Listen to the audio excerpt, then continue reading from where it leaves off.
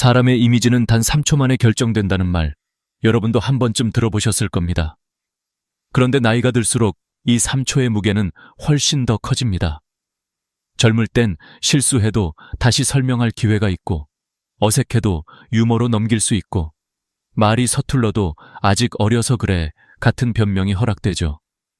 하지만 50, 60, 70이 넘으면 세상은 더 이상 기다려주지 않습니다. 첫눈빛, 첫걸음, 그리고 입 밖으로 처음 튀어나오는 한 문장. 이 세 가지가 우리가 어떤 사람으로 기억될지를 거의 결정합니다. 그래서 더 무섭고 더 중요해지는 순간이 바로 이 첫마디입니다. 많은 분들이 이런 이야기를 털어놓습니다.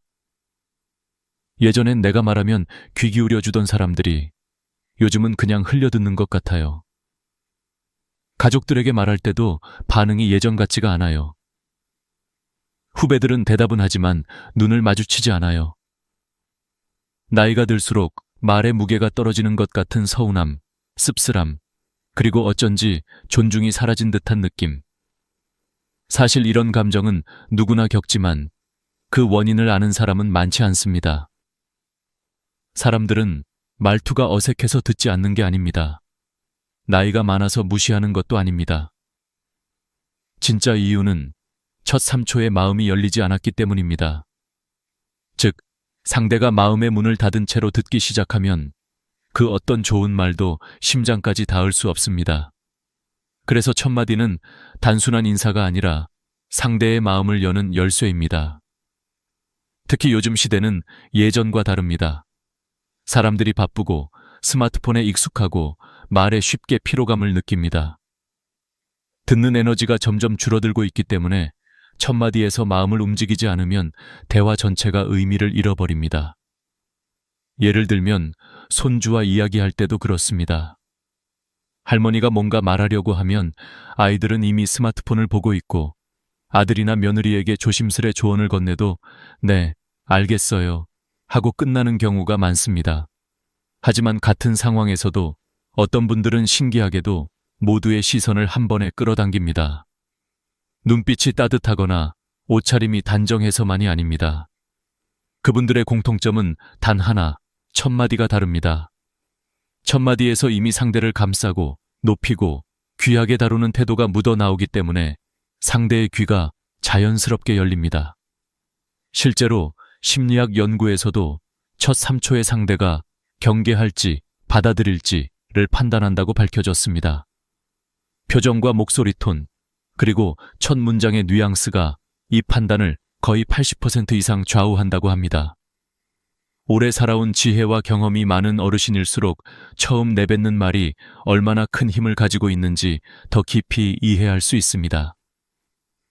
우리가 살아오며 만난 수많은 사람들, 마음이 따뜻했던 사람과 차가웠던 사람을 떠올려 보면 결국 그들을 기억하게 만든 건 아주 작은 말투, 한마디의 딱딱함과 부드러움이었습니다. 첫마디가 단단하고 딱딱하면 상대의 마음은 순식간에 닫힙니다. 반대로 첫마디의 따뜻함과 존중이 담기면 그 후의 모든 말이 훨씬 더 깊게 전달됩니다. 예를 들어 필자가 직접 경험한 일이 있습니다. 어느 노신사를 만났는데 처음 뵙는 순간 그는 이렇게 말했습니다. 바쁘신데 제 이야기에 귀 기울여 주셔서 감사합니다. 그 한마디를 듣는 순간 말투가 차분하면서도 상대를 높여주려는 마음이 느껴져서 자연스럽게 호감이 생겼습니다. 대화를 오래 나누지 않아도 이분이 어떤 사람인지, 얼마나 따뜻한 마음을 가진 사람인지 단번에 알 수 있었습니다.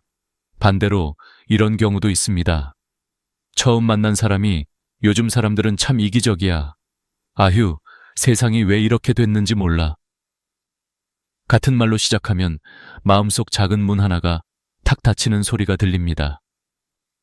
상대는 더 이상 귀를 열지 않고 대화는 시작보다 빨리 끝나버리죠.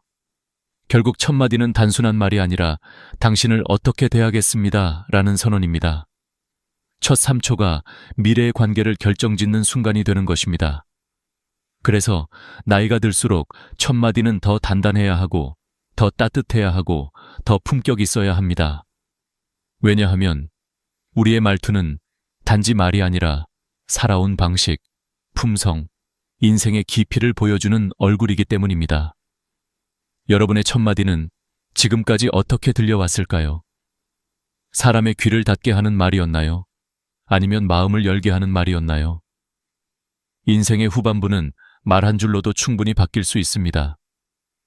첫마디가 바뀌면 대화가 바뀌고, 대화가 바뀌면 관계가 바뀌고, 관계가 바뀌면 삶 전체가 달라집니다.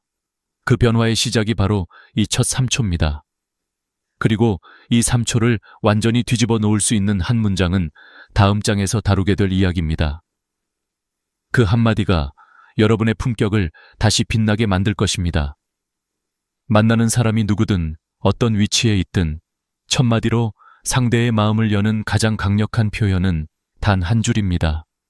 바로 시간 내주셔서 감사합니다 라는 말입니다.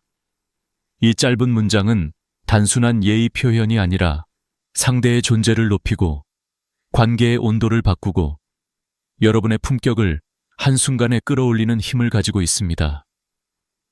많은 분들이 이 말을 처음 들으면 이렇게 말합니다. 그 정도 말이 무슨 큰 차이를 만들어. 하지만 실제로 이 말을 자주 사용하는 분들은 어디를 가든 사람들에게 따뜻하게 기억되고 대화의 분위기가 훨씬 부드럽고 편안해지는 경험을 자주 합니다. 왜냐하면 이 말은 누구나 알고 있지만 거의 아무도 먼저 말하지 않는 표현이기 때문입니다. 대부분의 사람들은 인사를 할 때 안녕하세요, 잘 지내셨어요 정도로 시작합니다. 물론 나쁜 말은 아니지만 상대에게 특별함을 남기기엔 약합니다. 그러나 시간 내주셔서 감사합니다 라고 말하는 순간 상대의 표정이 살짝 바뀌는 걸 느낄 수 있습니다. 그 표정에는 나를 귀하게 대해주는구나 라는 감정이 담겨 있습니다. 사람은 누구나 자신이 소중하게 여겨지고 싶어 합니다. 특히 중년 이후에는 관계에서의 인정과 존중이 무엇보다 큰 힘을 발휘합니다. 이 한 문장을 쓰기 시작하면 여러분의 말투는 이미 절반 이상 품격을 얻습니다. 이 표현이 가진 첫 번째 힘은 상대를 높여주는 태도입니다. 나이가 들수록 상대를 낮추고 조언하거나 가르치려는 말투가 자연스럽게 나오기 쉽습니다.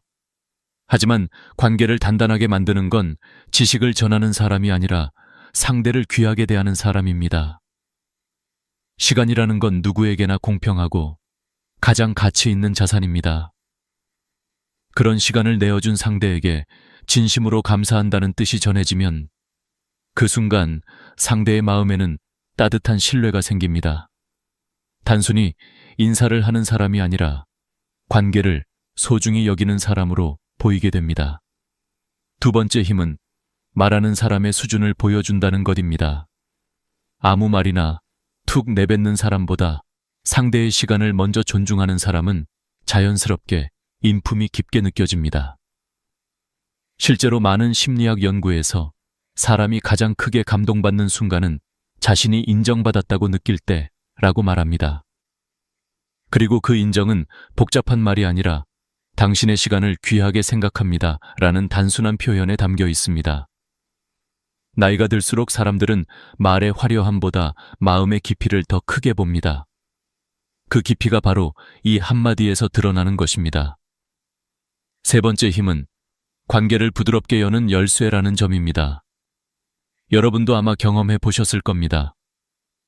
손주가 귀찮다는 듯 갑자기 네, 알겠어요 라고 말하면 왜 그렇게 서운했는지, 혹은 자식들이 말은 들어주지만 눈을 마주치지 않을 때 느껴지는 거리감. 그런데 신기하게도 같은 사람에게 바쁜데 시간 내줘서 고맙다 라고 말하면 그 순간 분위기가 바뀝니다. 말은 단순한 소리의 전달이 아니라 마음의 교환입니다. 상대의 마음이 열려 있을 때 들어가는 말과 닫혀 있을 때 들어가는 말은 전혀 다르게 전달됩니다. 이 짧은 문장은 상대의 마음을 열어주는 열쇠 역할을 합니다. 네 번째 힘은 나의 격을 높여주는 품격의 언어라는 점입니다. 사람은 자신에게 어떤 말을 쓰느냐로 품격을 판단합니다. 같은 말을 들어도 품격 있는 표현을 자주 쓰는 사람은 마음에 오래 남습니다. 예를 들어 제가 잘했어요 라는 말보다 덕분에 많이 배웠습니다 라는 말이 훨씬 깊고 따뜻하게 들립니다. 이는 말의 기술이 아니라 삶의 태도에서 비롯됩니다. 상대가 누구든 먼저 낮추고, 먼저 감사하고, 먼저 진심을 전하는 사람은 어디서나 존중받습니다. 나이가 들수록 이 품격의 언어는 더 큰 가치를 갖습니다. 형식적인 관계보다 진심 있는 표현을 더 중요하게 여기게 되기 때문입니다. 다섯 번째 힘은 대화의 분위기를 결정짓는 출발점이라는 점입니다. 대화는 첫 문장에서 방향이 이미 정해집니다. 가벼운 농담으로 시작하면 관계는 편안해지고, 불만이나 푸념으로 시작하면 분위기가 차갑게 식습니다. 하지만 감사로 시작하면 대화는 자연스럽게 따뜻함으로 흘러갑니다. 시간 내주셔서 감사합니다라는 말은 작은 불씨 같아서 대화 전체에 온기를 퍼뜨리는 역할을 합니다. 그래서 품격 있는 사람의 말은 끝보다 시작에서 더 많은 마음을 움직입니다. 어느 날 실제로 있었던 일입니다. 한 70대 어르신이 젊은 직장인과 만나는 자리에서 첫마디로 이렇게 말했습니다.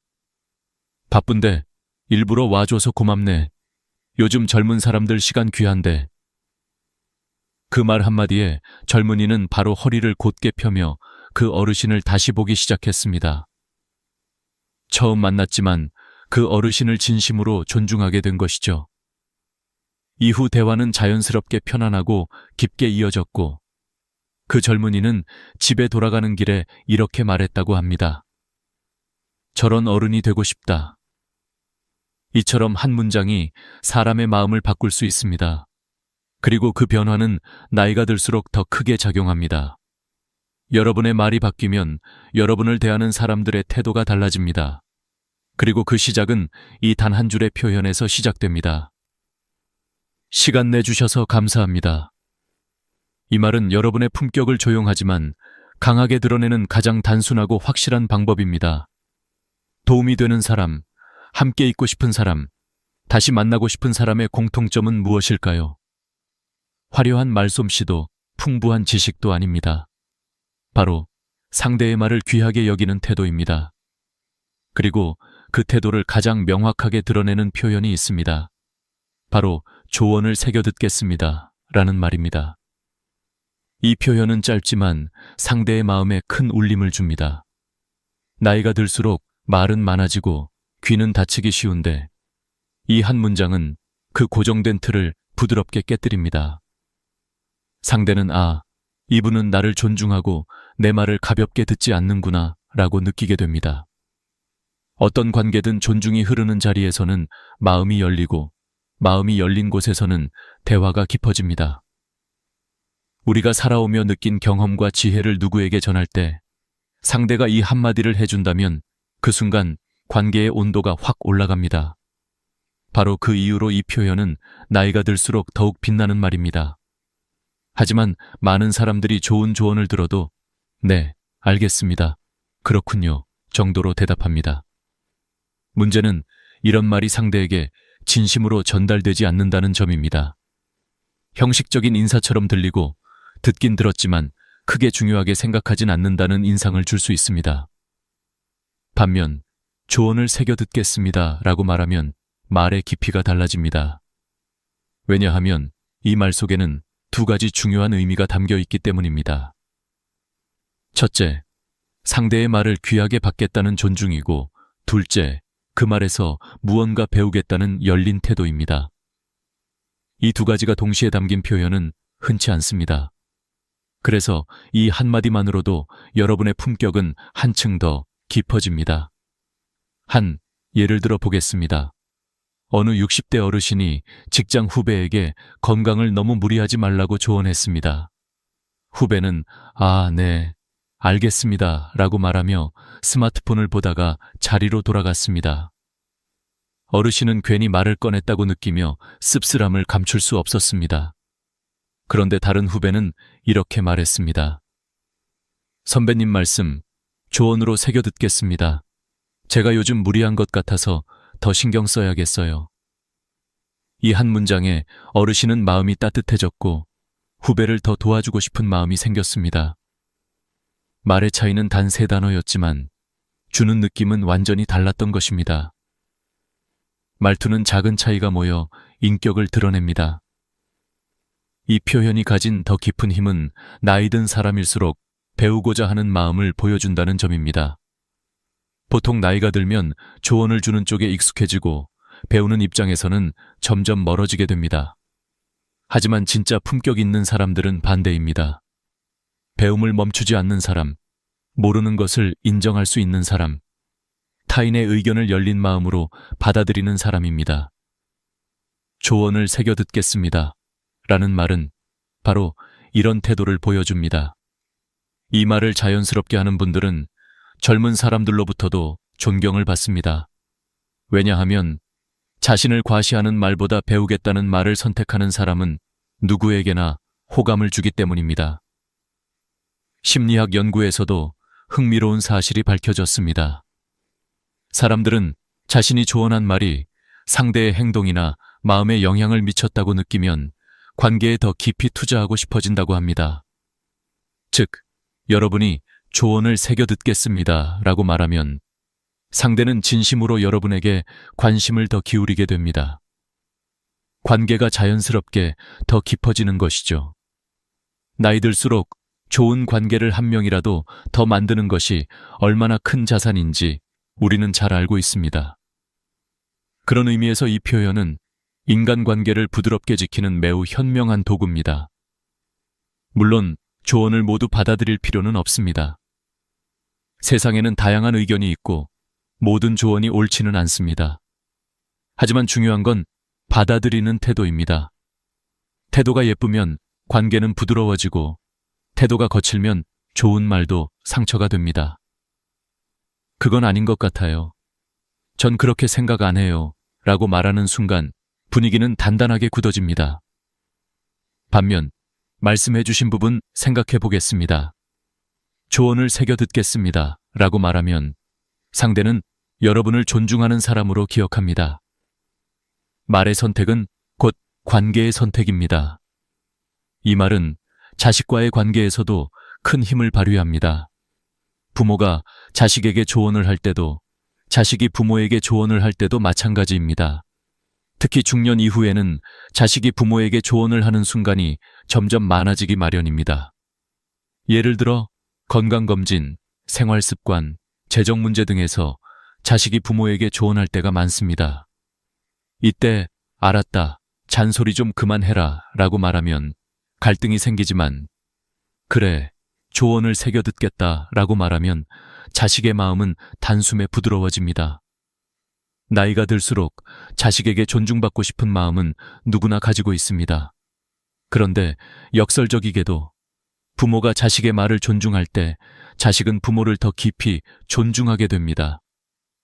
존중은 일방적인 것이 아니라 서로를 비추는 거울과 같기 때문입니다. 일상에서도 이 표현을 사용할 순간은 정말 많습니다. 병원에서 의사에게, 모임에서 지인에게, 이웃과 이야기할 때, 심지어 가족과 이야기할 때도 언제든 쓸 수 있는 말입니다. 그리고 이 말이 쌓일 때 여러분의 이미지도 함께 단단해집니다. 말투는 하루아침에 바뀌지 않지만 작은 표현 하나가 습관이 되면 그 사람 전체의 분위기가 달라집니다. 남은 인생을 더 따뜻한 관계 속에서 더 지혜로운 말투로 살아가고 싶다면 이 표현만큼 실용적이고 품격 있는 도구는 없습니다. 사람의 마음은 복잡한 것 같지만 의외로 단순합니다. 나를 존중해주는 사람을 좋아하고 내 말을 귀하게 들어주는 사람을 신뢰하고 배우려는 사람에게 호감을 느낍니다. 조언을 새겨 듣겠습니다라는 말은 이 3가지를 동시에 충족시키는 말입니다. 그래서 나이가 들수록 이 표현은 빛을 더합니다. 여러분의 삶은 이미 많은 경험과 지혜로 풍성합니다. 그 지혜 위에 열린 태도까지 더해진다면 여러분의 말을 듣는 사람들은 자연스럽게 여러분을 다시 보게 될 것입니다. 이 말 한마디가 여러분의 대화를 깊고 따뜻하게 만들어줄 것입니다. 사람들과 오래도록 좋은 관계를 유지하고 싶다면 반드시 조심해야 할 것이 있습니다. 바로 돈을 중심에 두는 말과 태도입니다. 나이가 들수록 돈에 대한 이야기가 자연스럽게 많아집니다. 젊을 때는 일이 많고 사람을 많이 만나니 돈 이야기를 굳이 꺼낼 시간이 없습니다.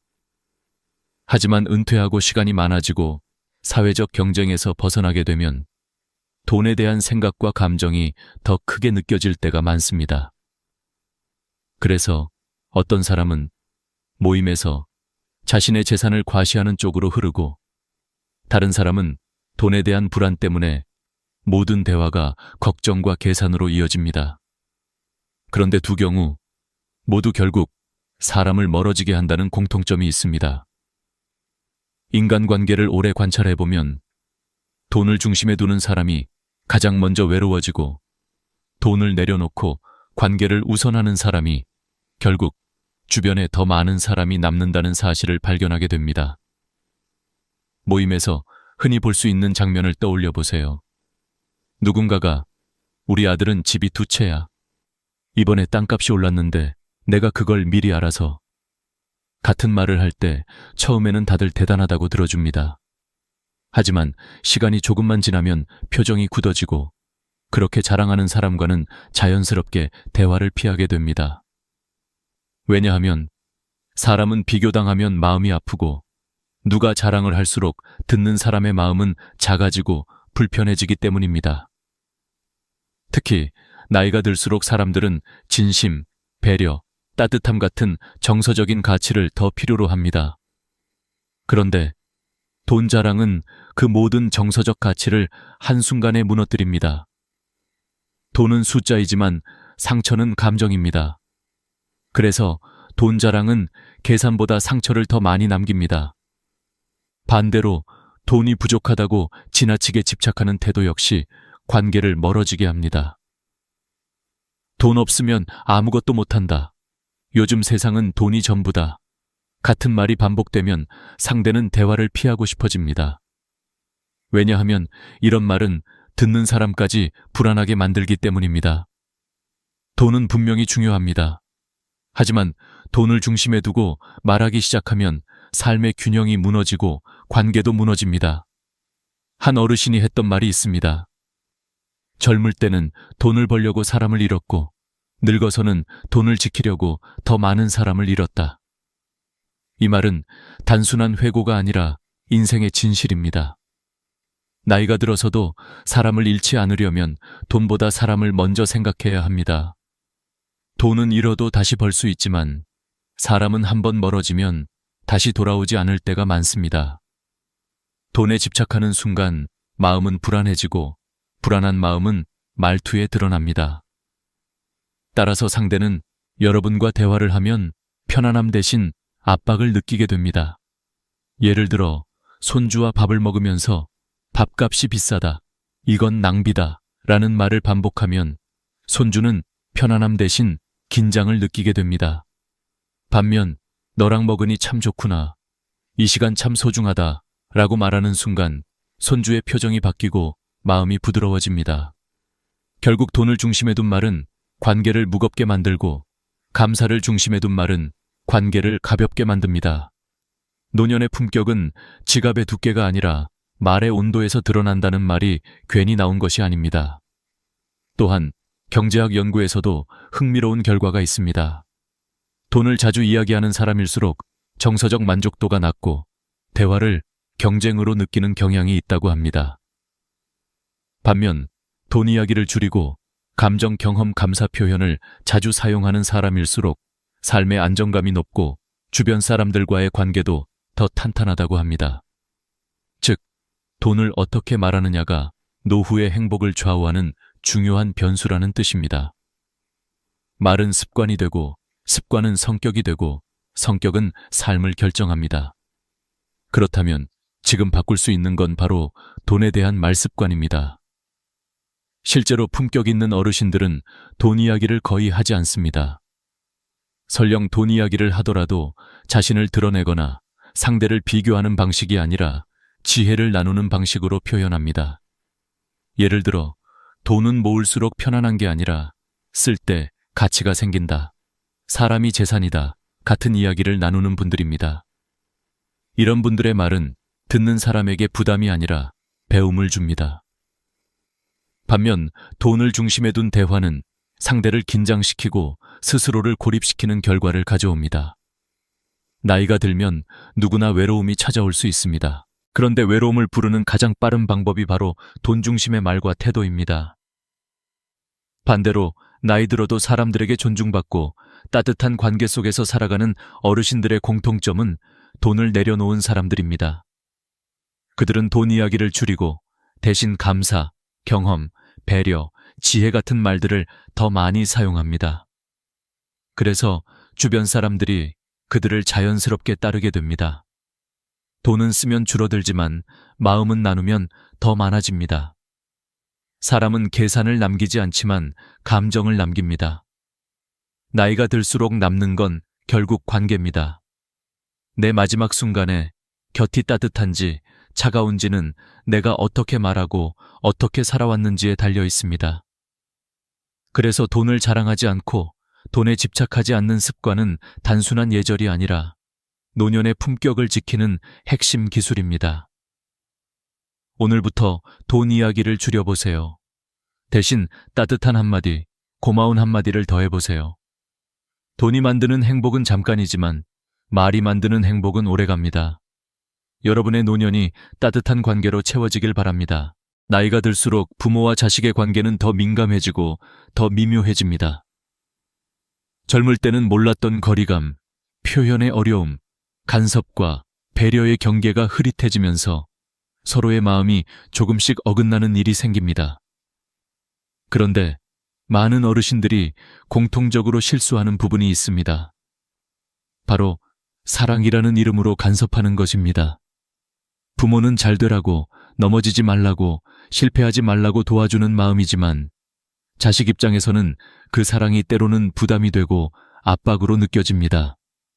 그래서 오늘 이 부분에서는 자식의 인생에 지나치게 간섭하지 말 것이라는 주제를 중심에 두고 깊이 있게 이야기해 보겠습니다.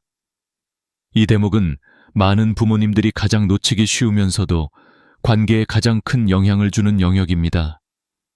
부모 세대는 누구보다 고생하며 살아온 세대입니다. 힘든 시절을 버티며 자식에게 더 좋은 삶을 주기 위해 온 마음을 다했습니다. 그래서 자식이 힘들어 보이면 도와주고 싶고 막아주고 싶고 대신 해결해주고 싶은 마음이 앞섭니다.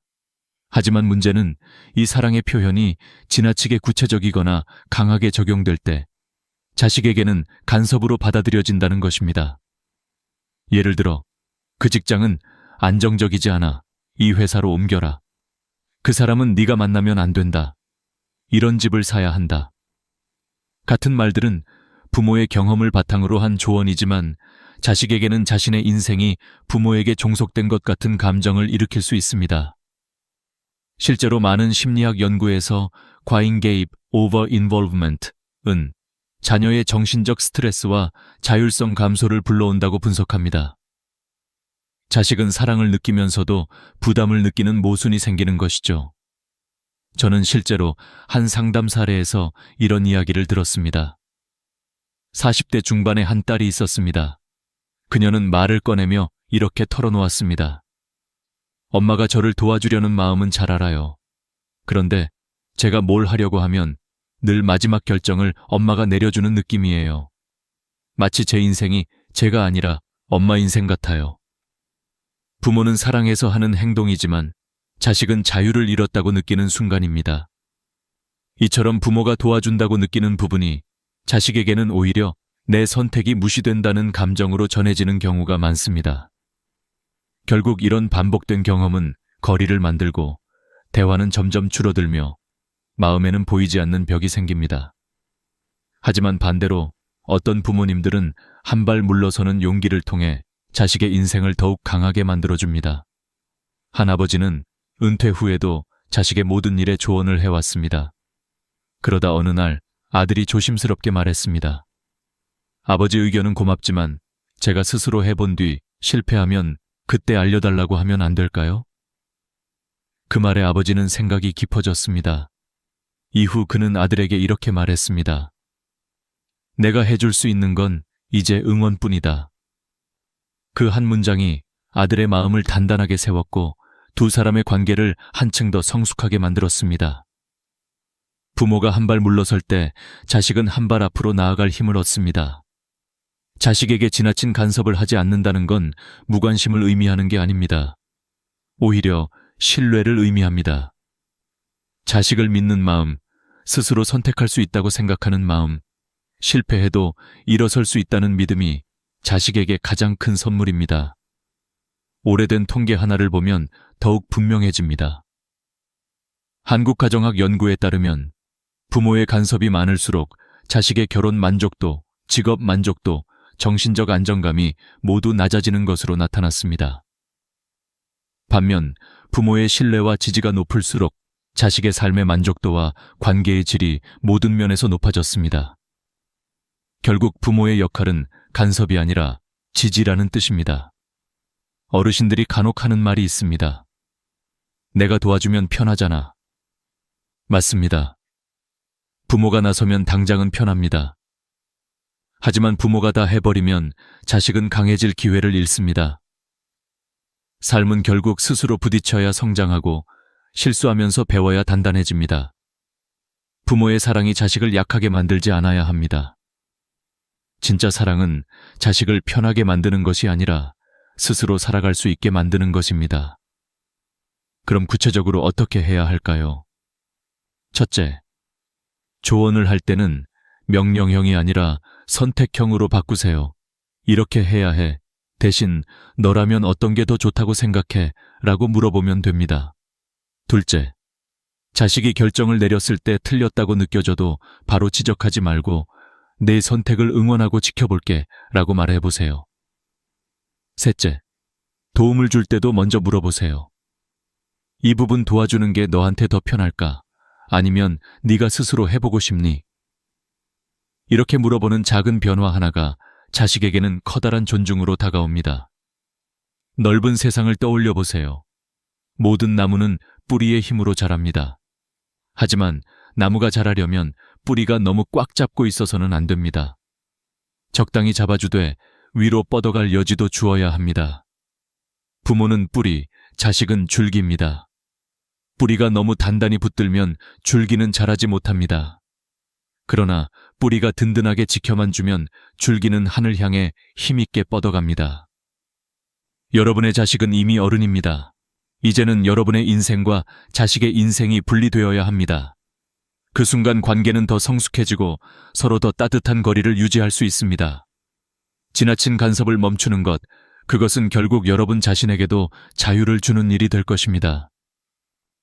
나이가 들수록 마음속에 쌓이는 감정들은 더 깊어지고 말은 더 조심스러워지며 하루하루의 선택이 삶의 품격을 결정짓기 시작합니다. 그래서 마지막으로 이야기할 부분은 오늘을 미루지 말 것입니다. 이 주제는 단순한 생활 습관이 아닙니다. 노년의 삶을 밝게 만들지 아니면 후회로 채울지가 이 한 가지에 달려 있다고 해도 과언이 아닙니다. 사람들은 흔히 이런 말을 합니다. 나중에 하지. 내일 하면 되지. 하지만 평생을 살아보면 우리는 너무 잘 압니다. 나중이라는 시간은 생각보다 빨리 지나가고 내일이라는 날은 반드시 오지 않을 때가 많다는 것을 말입니다. 그래서 오늘의 선택이 내일의 나를 만들고 오늘을 미루는 순간 인생 전체가 텅 비어 버릴 수 있다는 걸 많은 어르신들이 뒤늦게 깨닫습니다. 실제로 노년 심리 연구에서도 나온 통계가 있습니다. 60세 이후 후회하는 일의 72%가 하지 않았던 일이라고 합니다. 즉, 실패한 것이 후회가 아니라 시도조차 하지 않았던 행동이 가장 큰 후회가 된다는 것입니다. 누군가에게 고맙다고 말하지 않은 것, 만나고 싶었던 사람에게 연락하지 않은 것, 가고 싶었던 여행을 미룬 것, 배우고 싶었던 것을 배우지 않은 것. 이런 것들이 나이가 들어 돌이켜보면 가장 깊이 마음에 남는 후회가 됩니다. 그렇기에 오늘을 살아내는 지혜가 정말 중요한 순간이 바로 60 이후입니다. 한 어르신의 이야기입니다. 72세가 된 할아버지는 늘 해외여행을 꿈꾸며 은퇴하고 시간이 되면 가야지 라고 말했습니다. 하지만 막상 은퇴를 하고 나니 몸이 예전 같지 않아서 미루기 시작했습니다. 내년에는 가야지. 조금 더 건강해지면 가야지. 돈 좀 더 모이면 가야지. 그렇게 몇 년을 보냈습니다. 그러던 어느 날 건강이 급격히 악화되면서 더 이상 긴 여행을 갈 수 없게 되었습니다. 의사도 장거리 비행은 위험하다고 말했고 걷는 것도 힘들어졌습니다. 그는 말했습니다. 건강할 때 갈 걸. 준비보다 용기가 먼저였는데 나는 준비만 하다 시간을 다 보냈네. 여행은 단순한 이동이 아닙니다. 하고 싶은 일을 당장 실행하는 용기의 상징입니다. 그리고 그 용기가 나중에는 나를 지켜줍니다. 사람도 마찬가지입니다. 만나고 싶은 사람에게 나중에 연락해야지 라고 미루다 보면 결국 다시는 만나지 못할 날이 오기도 합니다. 실제로 많은 어르신들이 가장 후회하는 것 중 하나가 그때 전화라도 한 통 할 걸 이라는 말입니다. 관계는 유지하려는 노력이 있을 때만 계속 이어지고 그 작은 행동이 늦어지면 인연도 멀어집니다. 오늘 생각난 사람이라면 오늘 연락하는 것이 진짜 지혜입니다. 그 한 통의 전화가 누군가의 하루를 바꾸고 나의 마음도 따뜻하게 만들어주니까요. 맞습니다. 오늘이라는 날은 단순한 하루가 아닙니다. 지금 여기에서 사는 법을 배우는 시작점입니다. 작은 행동이라도 오늘 하면 인생이 바뀝니다.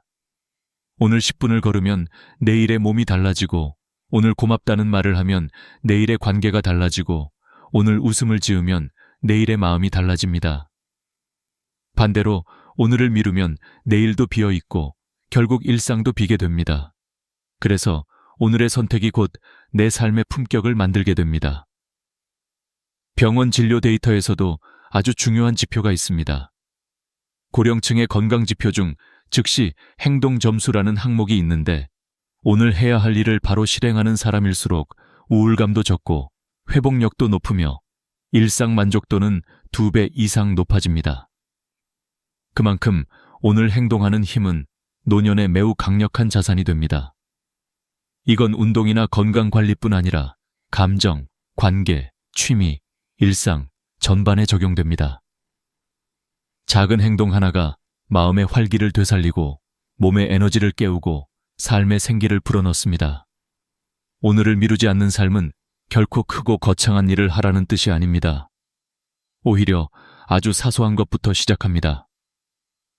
오늘 커피 한 잔이라도 맛있게 마시는 것, 보고 싶었던 드라마 한 편을 편안하게 보는 것, 동네를 천천히 산책하는 것, 좋아하는 음악을 틀어놓고 마음을 쉬게 하는 것. 이런 소소한 실천이 쌓이면 인생 전체가 달라집니다. 특히 노년에는 하루하루의 삶의 질이 인생의 질과 거의 동일합니다. 그러니 오늘을 가볍게 쓰지 말아야 합니다.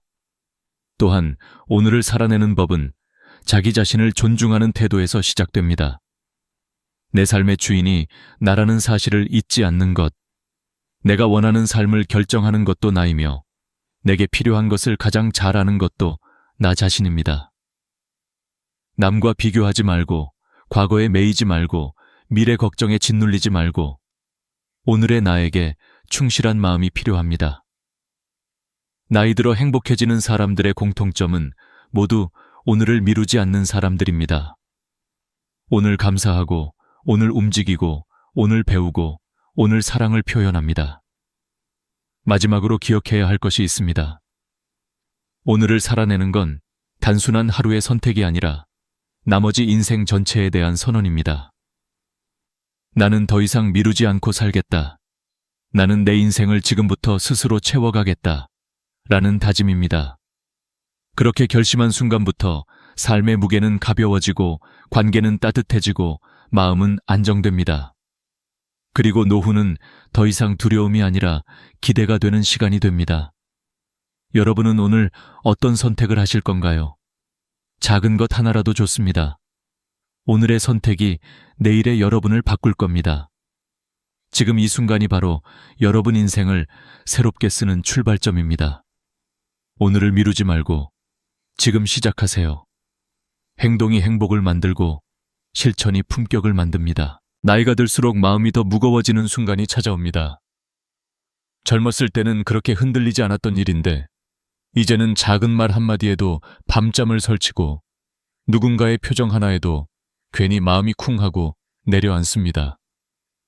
그런데 말이죠. 많은 분들이 이렇게 말합니다. 내가 약해져서 그래.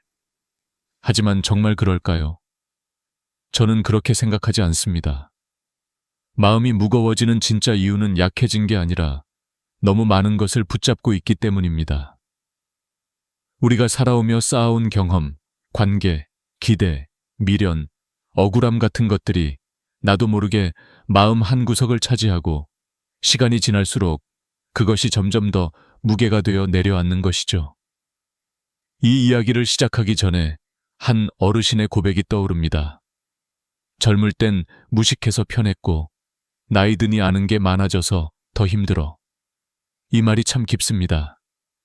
나이가 들수록 삶의 무게는 줄어들지 않고 오히려 생각의 무게가 더해지는 것 같습니다. 그래서 저는 오늘 이 이야기를 통해 여러분의 어깨 위에 올라앉은 그 무게를 함께 살펴보고 조금이라도 내려놓을 수 있도록 돕고 싶습니다. 우리는 늘 괜찮다고 말하지만 사실은 괜찮지 않은 날이 더 많습니다. 혼자 밥을 먹다가 눈물이 핑 돌 때도 있고 오래 묵혀둔 상처가 문득 떠올라 멍해질 때도 있습니다. 그런데 신기하게도 그 대부분의 고통은 지금 일어나고 있는 일이 아니라 이미 지나간 일 또는 아직 오지 않은 일에서 옵니다. 과거의 후회, 미래의 불안, 사람들의 시선, 그리고 나 자신에 대한 끝없는 평가. 이 모든 것이 마음을 꽉 조여오죠. 법륜 스님은 고통은 쓸데없는 것에 집착해서 생긴다고 하셨습니다. 그렇다면 그 쓸데없는 것은 도대체 무엇일까요? 그것은 바로 내가 놓지 못한 생각들입니다. 손에 쥐고 있는 것이 중요한 게 아니라 놓지 못하고 있는 것이 문제인 거죠. 이쯤에서 질문을 하나 드리고 싶습니다. 지금 당신 마음을 무겁게 누르고 있는 것이 정말 그렇게까지 중요한가요? 혹시 여러분도 이런 경험이 있을 겁니다. 며느리의 말투 하나에 며칠 동안 마음이 불편했던 적, 자식에게 섭섭함을 느끼고도 말하지 못해 혼자 끙끙 앓았던 적, 지나간 실수 하나 때문에 몇 년이 지나도 스스로를 용서하지 못한 적. 그런데 시간이 흐르고 돌아보면 그 감정들이 정말 내 인생을 뒤흔들 만큼 큰 의미가 있었던가요? 많은 분들이 이렇게 말하죠. 그때는 왜 그게 그렇게 화가 났는지 모르겠어. 이 말은 곧 우리가 붙잡고 있던 감정의 상당수가 사실은 놓아도 되는 것이었다는 뜻이기도 합니다. 실제로 한국의 심리상담센터 통계에 따르면 60세 이상 상담 이유 1위가 관계 스트레스, 2위가 감정 조절의 어려움이라고 합니다. 몸보다 마음이 먼저 지치는 나이가 된다는 거죠. 이는 잘못된 것이 아니라 아주 자연스러운 현상입니다. 왜냐하면 우리는 살아오며 너무 많은 것을 쌓아왔기 때문입니다. 그러나 아이러니하게도 바로 그 쌓아온 것이 삶을 무겁게 만드는 짐이 되기도 합니다. 그래서 인생 후반기에는 비우는 공부가 필요합니다. 배우고 채우는 것보다 훨씬 더 중요한 것은 내려놓는 연습입니다. 어느 70대 어르신은 남편의 무뚝뚝한 말투 때문에 평생 상처를 받았다고 합니다. 그런데 어느 날 문득 깨달았다고 합니다. 저 사람은 원래 저런 사람인데 내가 왜 50년 동안 바꿔보겠다고 애를 썼지? 그 순간 마음이 편안해졌다고 하셨어요. 이 이야기는 많은 걸 시사합니다. 우리가 힘들었던 이유는 상대 때문이 아니라 내가 붙잡고 있던 기대 때문이었다는 것이죠. 기대는 사랑의 그림자처럼 보이지만 사실은 상처의 씨앗이 되기도 합니다. 그리고 또 하나, 사람들이 의외로 놓지 못하는 것이 있습니다. 바로 나에 대한 평가입니다. 나이가 들어도 사람의 마음은 참 섬세합니다. 누가 나를 무시하는 것처럼 느껴지면 금세 마음이 다치고 누가 나를 칭찬해주면 하루 종일 기분이 좋습니다. 그런데 법륜 스님은 이렇게 말합니다. 남이 나를 어떻게 보는지는 그 사람의 일이다. 남의 마음을 우리가 어찌 알 수 있을까요? 그런데 우리는 평생 남의 시선 속에서 살아왔습니다. 젊을 때는 사회에서, 중년에는 직장에서, 노년에는 가족 안에서. 그러다 보니 어느 순간 내가 나를 어떻게 보는지는 사라지고 오직 남이 나를 어떻게 보느냐만 남습니다. 이건 정말 슬픈 일입니다. 그래서 저는 오늘 이 이야기를 시작하며 한 가지 약속을 드립니다. 이 영상이 끝날 때쯤 여러분의 마음 한켠에 오래 눌려있던 무언가가 조금이라도 내려가 있기를, 그리고 그동안 스스로를 너무 힘들게 했던 생각들 중 하나라도 그래, 이제는 놓아도 되겠다 하고 내려놓을 수 있기를, 우리가 함께 이 길을 걸어가 볼 겁니다. 마음을 괴롭히는 헛된 믿음들, 쓸데없는 집착들, 그리고 놓아야 할 감정들, 지금부터 그 무게들을 하나씩 살펴보며 진짜 가벼운 마음이 무엇인지 배워보려 합니다. 당신의 인생은 아직 늦지 않았습니다. 마음은 나이가 들지 않기 때문입니다. 살다 보면 우리는 누구나 마음속에 이 정도쯤이야 하고 넘기는 작은 감정들이 쌓여 어느 순간 큰 고통이 되는 순간을 맞이합니다. 그런데 그 고통의 실체를 하나씩 들여다보면 놀랍게도 대부분이 현실이 아니라 내가 만든 착각, 내가 붙잡고 있는 헛된 믿음들입니다. 법륜스님은 이런 마음의 함정들을 쓸데없는 집착이라고 표현하셨습니다. 그런데 많은 분들이 아니, 나는 아무것도 욕심내지 않고 조용히 살고 있는데 무슨 집착이냐고 말합니다. 하지만 평범한 일상 속에도 마음을 갉아먹는 집착은 얼마든지 숨어 있습니다. 그 대표적인 것이 바로 남의 시선, 과거에 대한 후회, 끝없는 비교, 기대, 욕망, 그리고 관계에 대한 오해입니다. 먼저 한국인들이 가장 자주 빠지는 첫 번째 함정은 남이 나를 어떻게 볼까 지나치게 의식하는 마음입니다. 특히 50, 80대 분들은 젊은 시절부터 체면, 예의, 남의 눈이라는 문화 속에서 살아왔습니다. 그래서 누군가의 말투 하나에도 저 사람이 나를 무시하는 건가 라는 생각이 들고 길거리에 혼자 서 있는 모습만으로도 괜히 부끄러워지는 순간이 많습니다. 그런데 심리학 연구에 따르면 사람들은 남을 생각하는데 하루 평균 3%도 쓰지 않는다고 합니다. 다시 말해, 우리가 남들이 나를 이렇게 볼 거야 라고 생각하는 97%는 사실 내 상상이라는 거죠. 한 어르신이 이런 말씀을 하셨습니다. 내가 걱정했던 그 시선은 알고 보니 전부 내가 만든 그림자였더라. 두 번째 함정은 과거에 머무는 마음입니다. 그때 내가 왜 그랬을까? 그 말을 안 했으면 얼마나 좋았을까? 다시 돌릴 수만 있다면, 이런 생각을 반복하는 건 마음의 독이 됩니다. 뇌과학에서는 과거의 후회를 자꾸 떠올릴수록 스트레스 호르몬인 코르티솔이 증가한다고 합니다. 그래서 몸이 더 지치고 면역력이 떨어지죠. 그런데 중요한 사실은 과거는 우리가 아무리 붙잡아도 바꿀 수 없다는 것입니다. 바꿀 수 없는 것을 계속 붙잡으면 삶은 무거워지고 바꿀 수 있는 오늘은 놓쳐버립니다. 세 번째 함정은 비교입니다.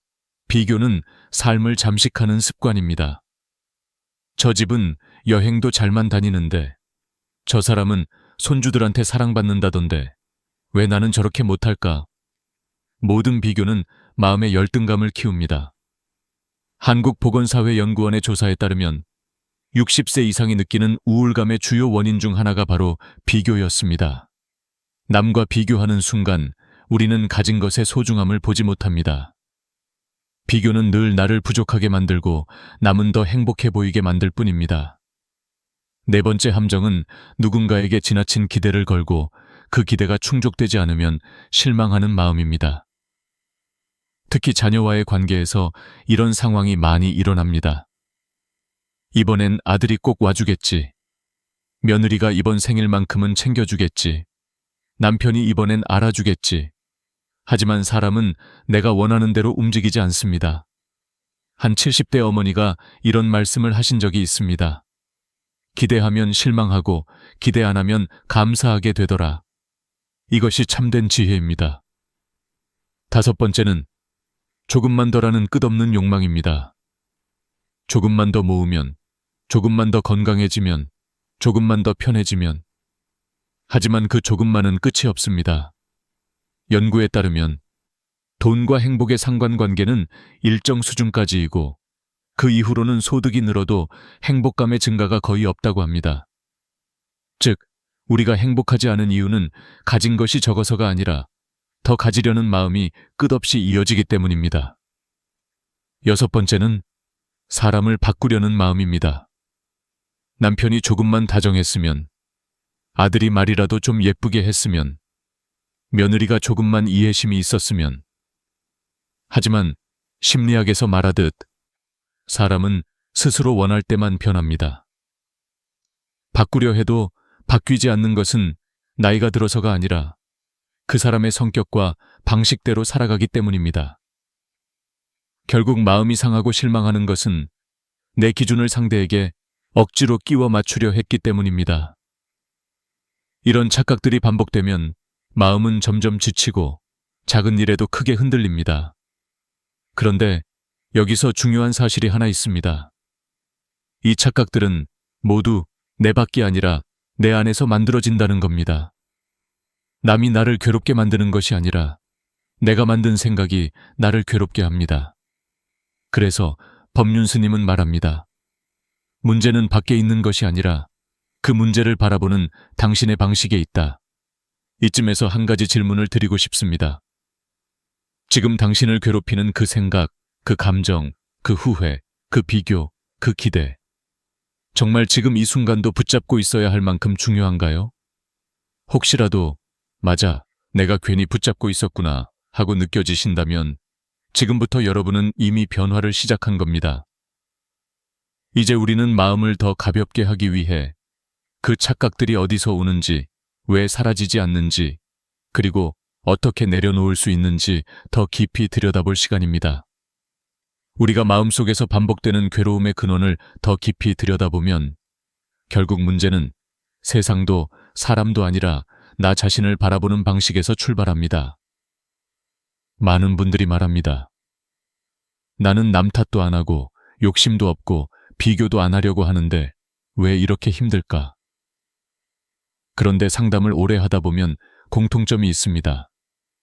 바로 자기 자신을 너무 엄격하게 대한다는 것, 그리고 감정이 올라올 때 그걸 제대로 바라보는 법을 배우지 못했다는 것입니다. 나이가 들수록 마음은 여유로워져야 할 것 같지만 오히려 더 단단하게 굳어지고 작아지는 경우가 많습니다. 이유는 단순합니다.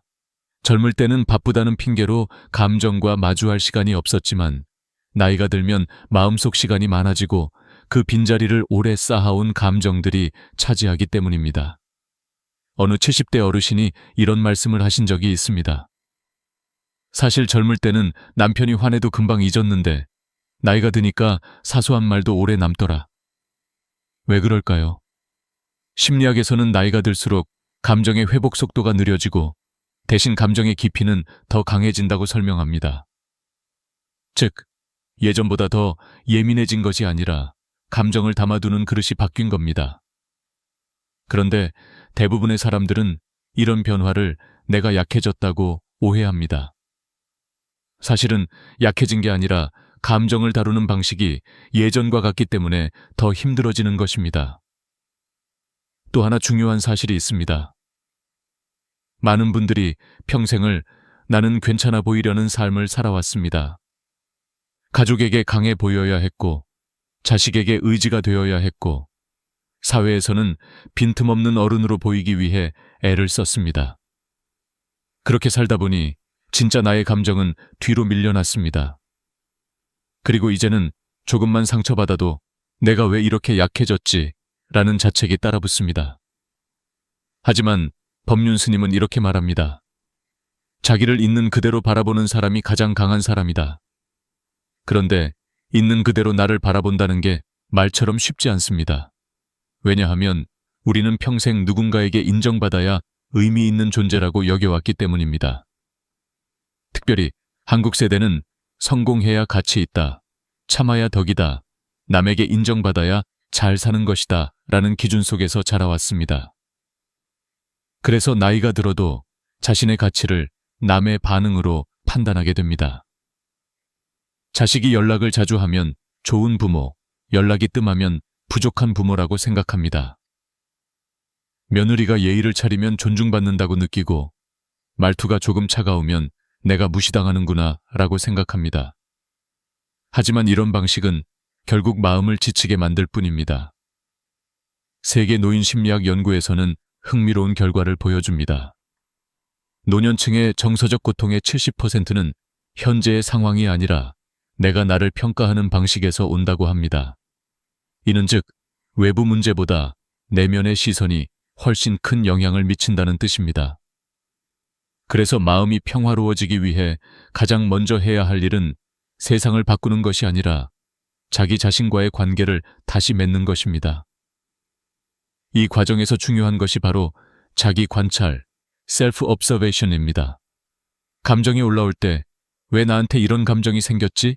라고 한 템포 쉬고 들여다보는 것만으로 마음은 놀라울 정도로 가벼워집니다. 예를 들어 며느리의 말투가 서운할 때 단순히 저 사람은 나한테 예의가 없어라고 느끼는 것이 아니라 왜 나는 저 말투에 이렇게 흔들릴까? 그동안 쌓였던 감정이 오늘 터진 걸까? 혹시 내가 스스로를 너무 외롭게 만들고 있던 건 아닐까? 라고 바라보면 전혀 다른 해석이 가능합니다. 감정은 나에게 알려주는 신호이지 반드시 따라야 하는 명령이 아닙니다. 또 한 가지 중요한 점은 우리가 자주 남을 바꾸려는 마음을 갖는 이유도 사실 나를 있는 그대로 보기 어렵기 때문입니다. 남편이 변하지 않으면 내가 힘들다고 느끼고 자식이 나를 이해해주지 않으면 내 가치가 흔들리는 것처럼 여깁니다. 하지만 그 근원에는 스스로를 충분히 인정하지 못한 마음이 있습니다. 그래서 누군가에게 기대고 누군가가 나를 만족시키기를 바라게 되고 그 기대가 깨질 때 더 크게 아픕니다. 이쯤에서 한 가지 깨달음이 찾아옵니다. 우리가 진짜 내려놓아야 할 것은 사람도 상황도 아닙니다. 내가 만들어낸 나에 대한 오해입니다. 나는 외로운 사람이다. 나는 부족한 사람이다. 나는 인정받아야 가치 있는 사람이다. 나는 누군가의 사랑이 있어야 편하다. 이런 생각들이 결국 내 삶 전체를 가두고 있었던 것입니다. 그리고 이 생각들을 내려놓는 순간 놀랍게도 마음의 고통은 가벼워지기 시작합니다. 이제부터 우리는 나를 보는 눈을 바꾸는 법을 배우게 될 것입니다. 외부의 문제를 해결하려는 것보다 내 안의 렌즈를 바꾸는 것이 훨씬 빠르고 강력한 변화를 가져옵니다. 마음의 고통은 어떤 특별한 해결책이 필요한 것이 아닙니다. 단지 나를 바로 보는 법을 배우면 됩니다. 그리고 그 순간부터 관계도 달라지고 일상도 달라지고 무엇보다 마음이 달라집니다. 지금 이 순간 당신은 이미 그 변화를 향해 한 걸음을 내디뎠습니다. 우리는 평생 동안 행복은 조금만 더 가면 찾아올 것이다 라는 믿음을 품고 살아왔습니다. 자식이 자리 잡으면, 노후 자금이 어느 정도 모이면, 건강이 조금만 나아지면, 혹은 지금의 어려운 시기가 지나가기만 하면 그때쯤은 웃을 수 있지 않을까 하고 기대합니다. 하지만 인생을 오래 살아온 어르신들의 공통된 고백은 이렇습니다. 기다린 행복은 오지 않더라. 이 말은 결코 허무주의가 아닙니다. 오히려 아주 중요한 진리를 담고 있습니다. 행복은 미래의 사건이 아니라 지금 이 순간의 상태라는 것입니다. 법륜 스님은 행복은 먼 미래에 숨어 있는 것이 아니라 지금 마음이 열릴 때 찾아온다고 말씀하십니다. 이 말은 단순한 위로가 아니라 뇌과학에서도 증명된 사실입니다. 실제로 하버드 대학교의 성인 발달 연구에 따르면 인간의 행복은 환경보다 해석, 소유보다 태도, 미래의 목표보다 현재의 만족감에 훨씬 더 크게 좌우됩니다. 다시 말해, 상황이 좋아져야 행복해지는 것이 아니라 지금 이 순간을 받아들일 때 행복의 문이 열린다는 것입니다. 하지만 우리는 대부분 마음의 렌즈가 과거와 미래로 향해 있습니다. 과거의 실수, 상처, 후회는 여전히 마음 한쪽을 찌르고 있고 미래의 불안, 걱정, 가능성은 또 다른 무게가 되어 어깨에 내려앉습니다. 그 무게를 견디다 보니 정작 지금이라는 순간은 비어버립니다.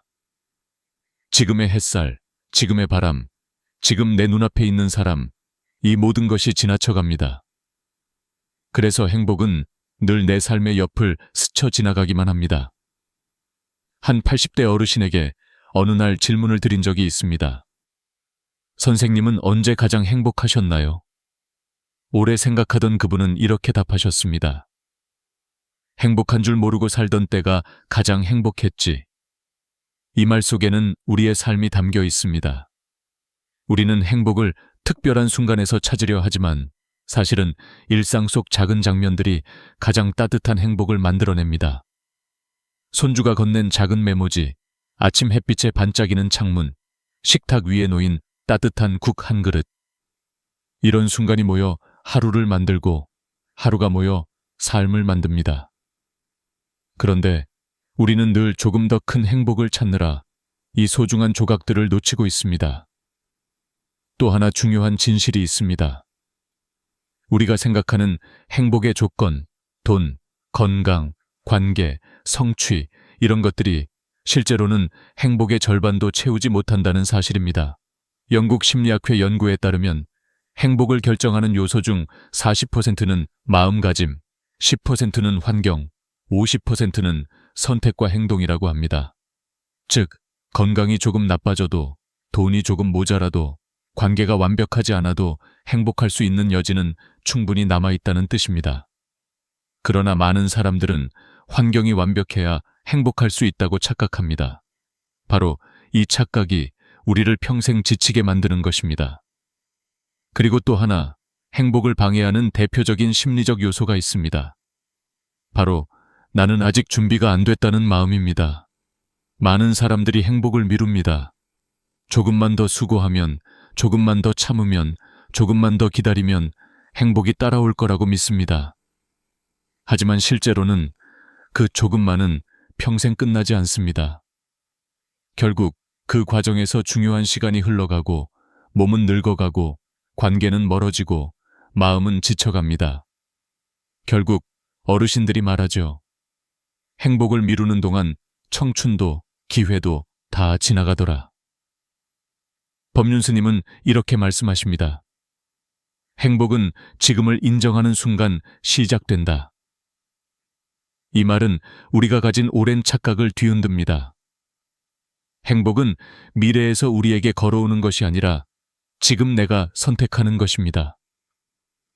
어떤 상황이든 오늘의 작은 기쁨을 발견할 수 있다면 그것이 바로 행복입니다. 그 기쁨은 돈이 없어도, 자식과 거리가 멀어도, 건강이 조금 부족해도 충분히 느낄 수 있는 것입니다. 심장내과 의사들의 연구에서도 한 가지 공통적인 결과가 나옵니다. 현재에 집중하는 사람일수록 혈압과 불안 수치가 낮고 수면의 질이 높다는 것입니다. 반대로 과거에 머물거나 미래 걱정이 많은 사람들은 만성 스트레스와 긴장으로 인해 면역력도 떨어지고 우울감이 깊어질 가능성이 높습니다. 즉, 지금 이 순간을 사는 것은 단순한 정신적인 위로가 아니라 몸을 지키는 건강한 선택이기도 합니다. 그렇다면 우리는 어떻게 해야 지금 이 순간을 살 수 있을까요? 바로 작은 순간을 놓치지 않는 연습, 내 감정을 있는 그대로 받아들이는 연습, 남과 비교하지 않는 연습입니다. 이런 작은 실천들이 쌓여 마음의 평화를 만들어냅니다. 행복은 멀리 있지 않습니다. 너무 멀리 찾느라 보지 못했을 뿐, 사실 늘 우리 곁에 있었습니다.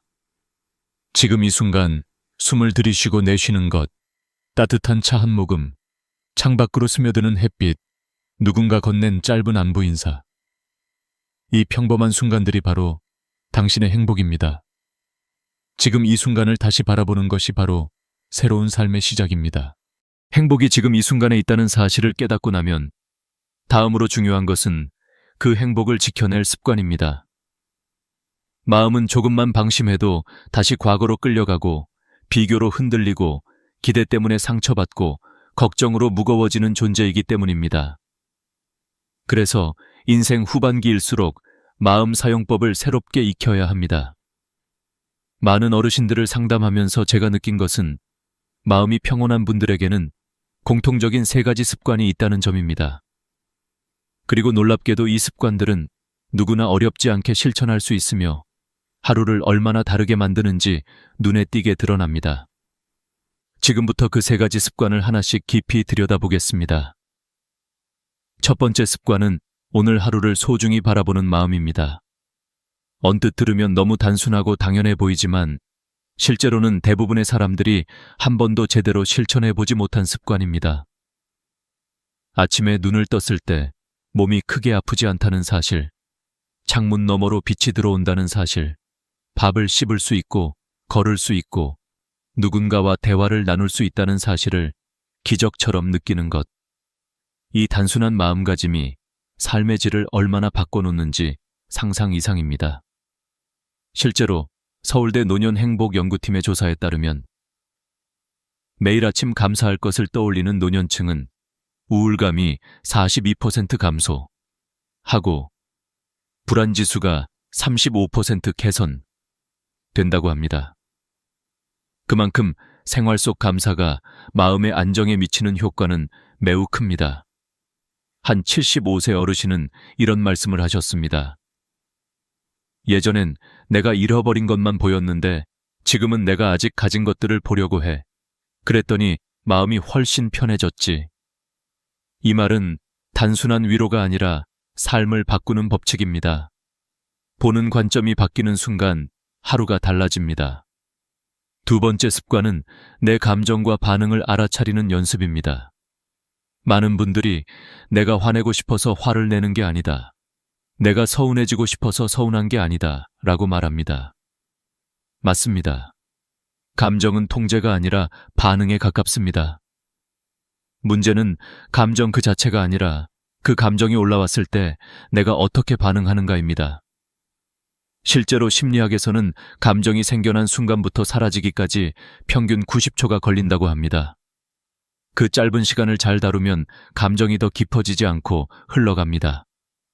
예를 들어 며느리의 말투가 마음에 걸릴 때, 남편의 무뚝뚝한 태도 때문에 기분이 나빠질 때, 자식의 무심함을 느끼는 순간, 바로 그 순간 스스로에게 이렇게 물어보는 것입니다.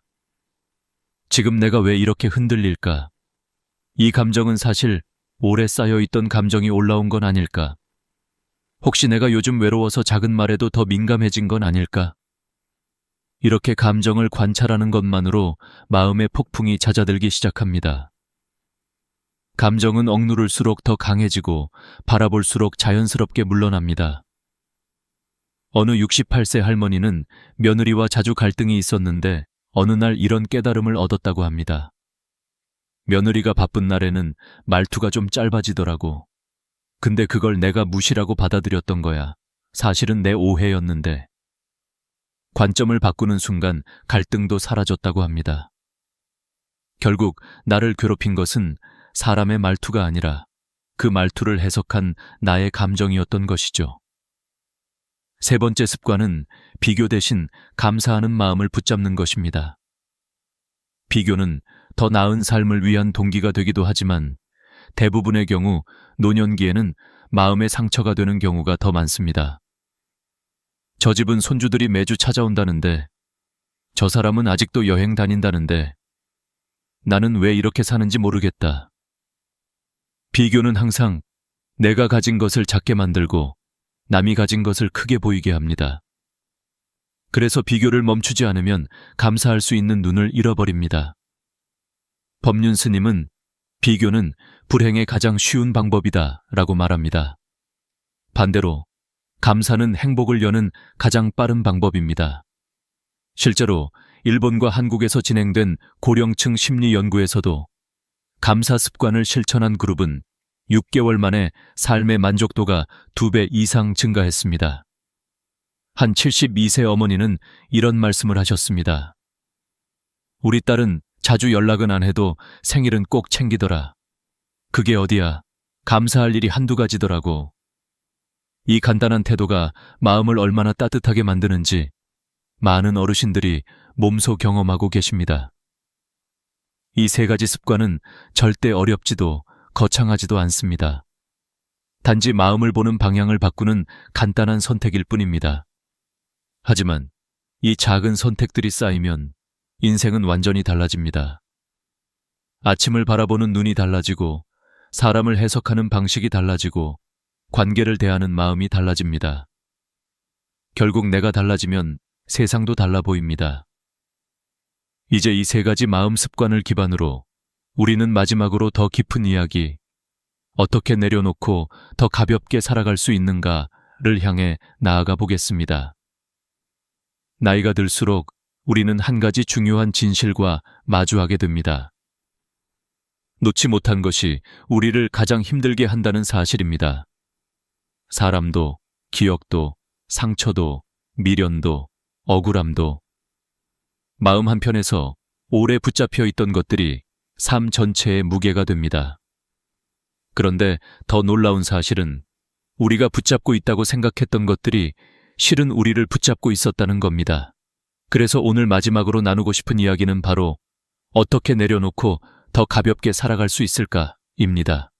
이 이야기는 단순한 마음가짐의 문제가 아니라 인생 후반기를 지혜롭게 살아가기 위한 가장 중요한 능력입니다.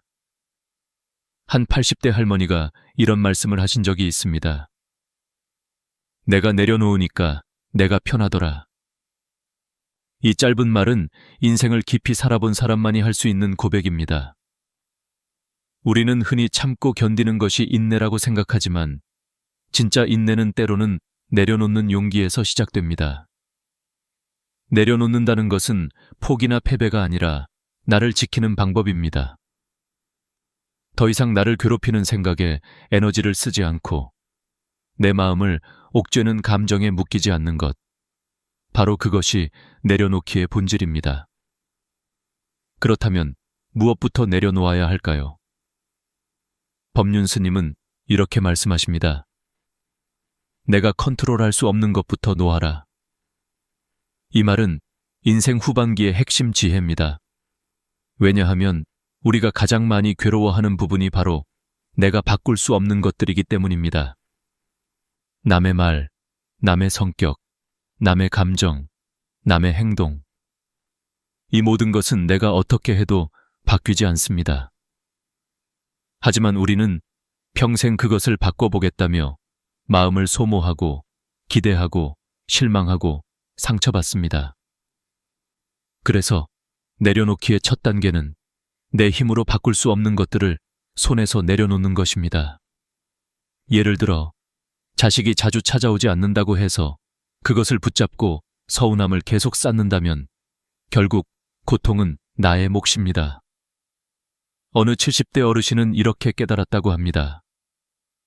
예전에는 자식이 안 오면 서운했는데 이제는 바쁜가 보다. 그럼 난 오늘 나를 위해 뭘 해볼까 하고 생각을 바꾸니까 마음이 편해졌어요. 바뀐 건 자식이 아니라 그 어르신의 관점입니다.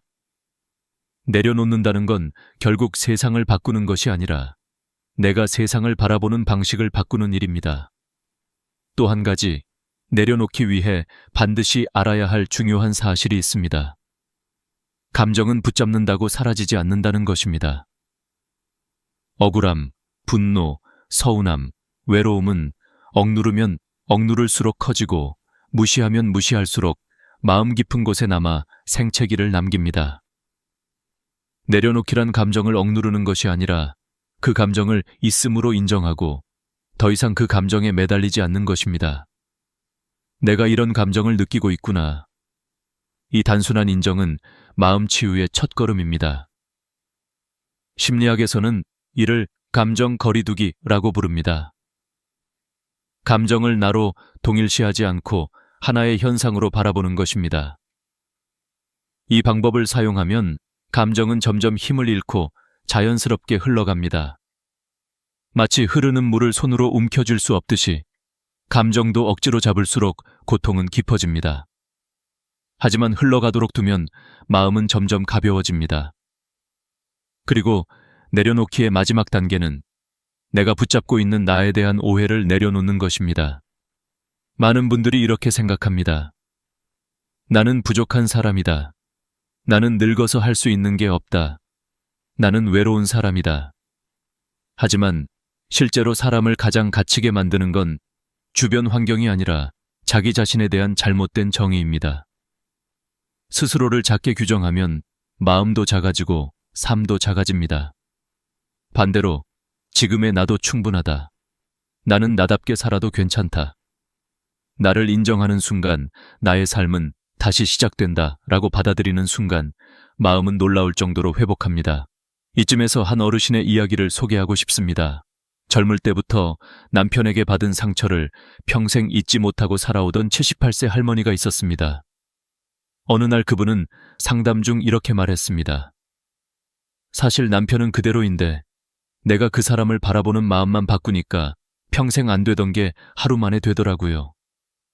이 말은 내려놓음의 본질을 정확히 보여줍니다.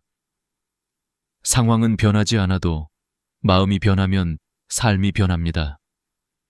인생의 후반부는 잡는 삶이 아니라 놓는 삶이어야 합니다.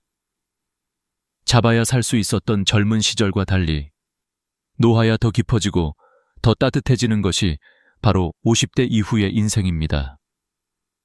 내려놓으면 마음이 비워지고 비워지면 여유가 들어오고 여유가 들어오면 행복이 자리합니다.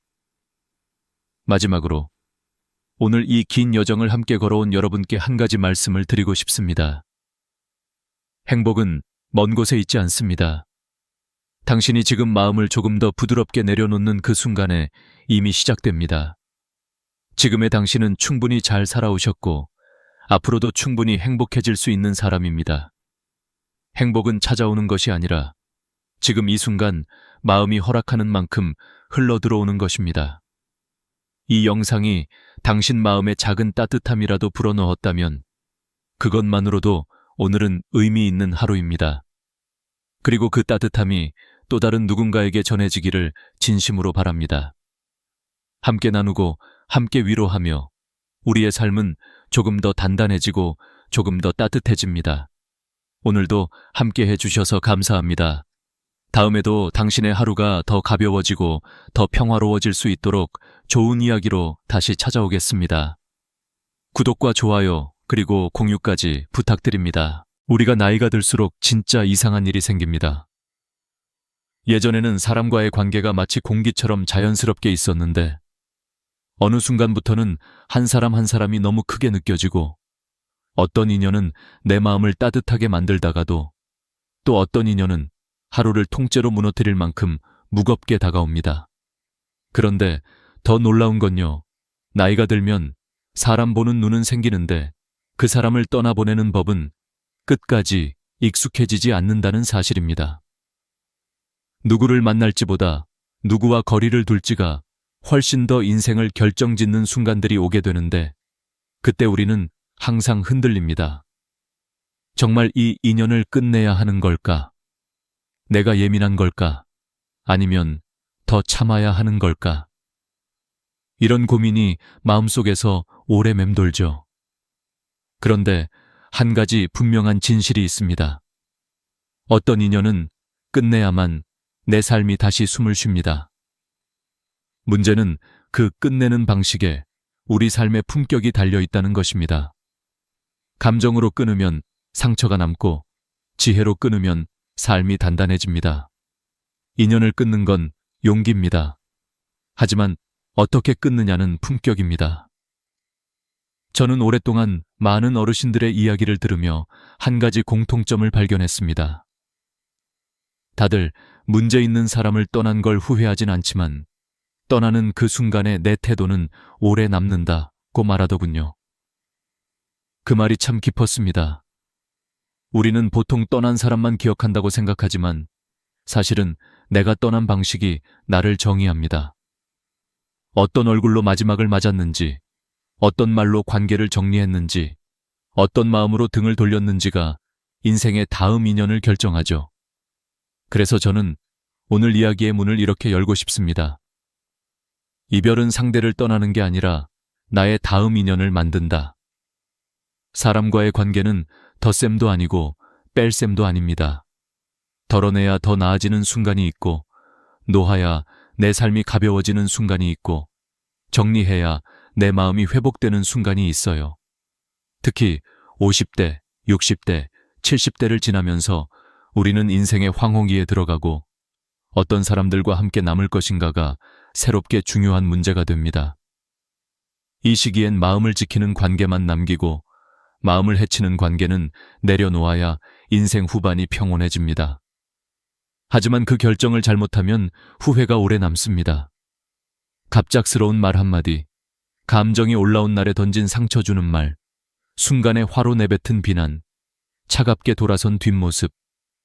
이런 것들은 우리가 상상하는 것보다 훨씬 더 오래 남고, 때로는 당사자보다 나 자신에게 더 깊은 흔적으로 남습니다.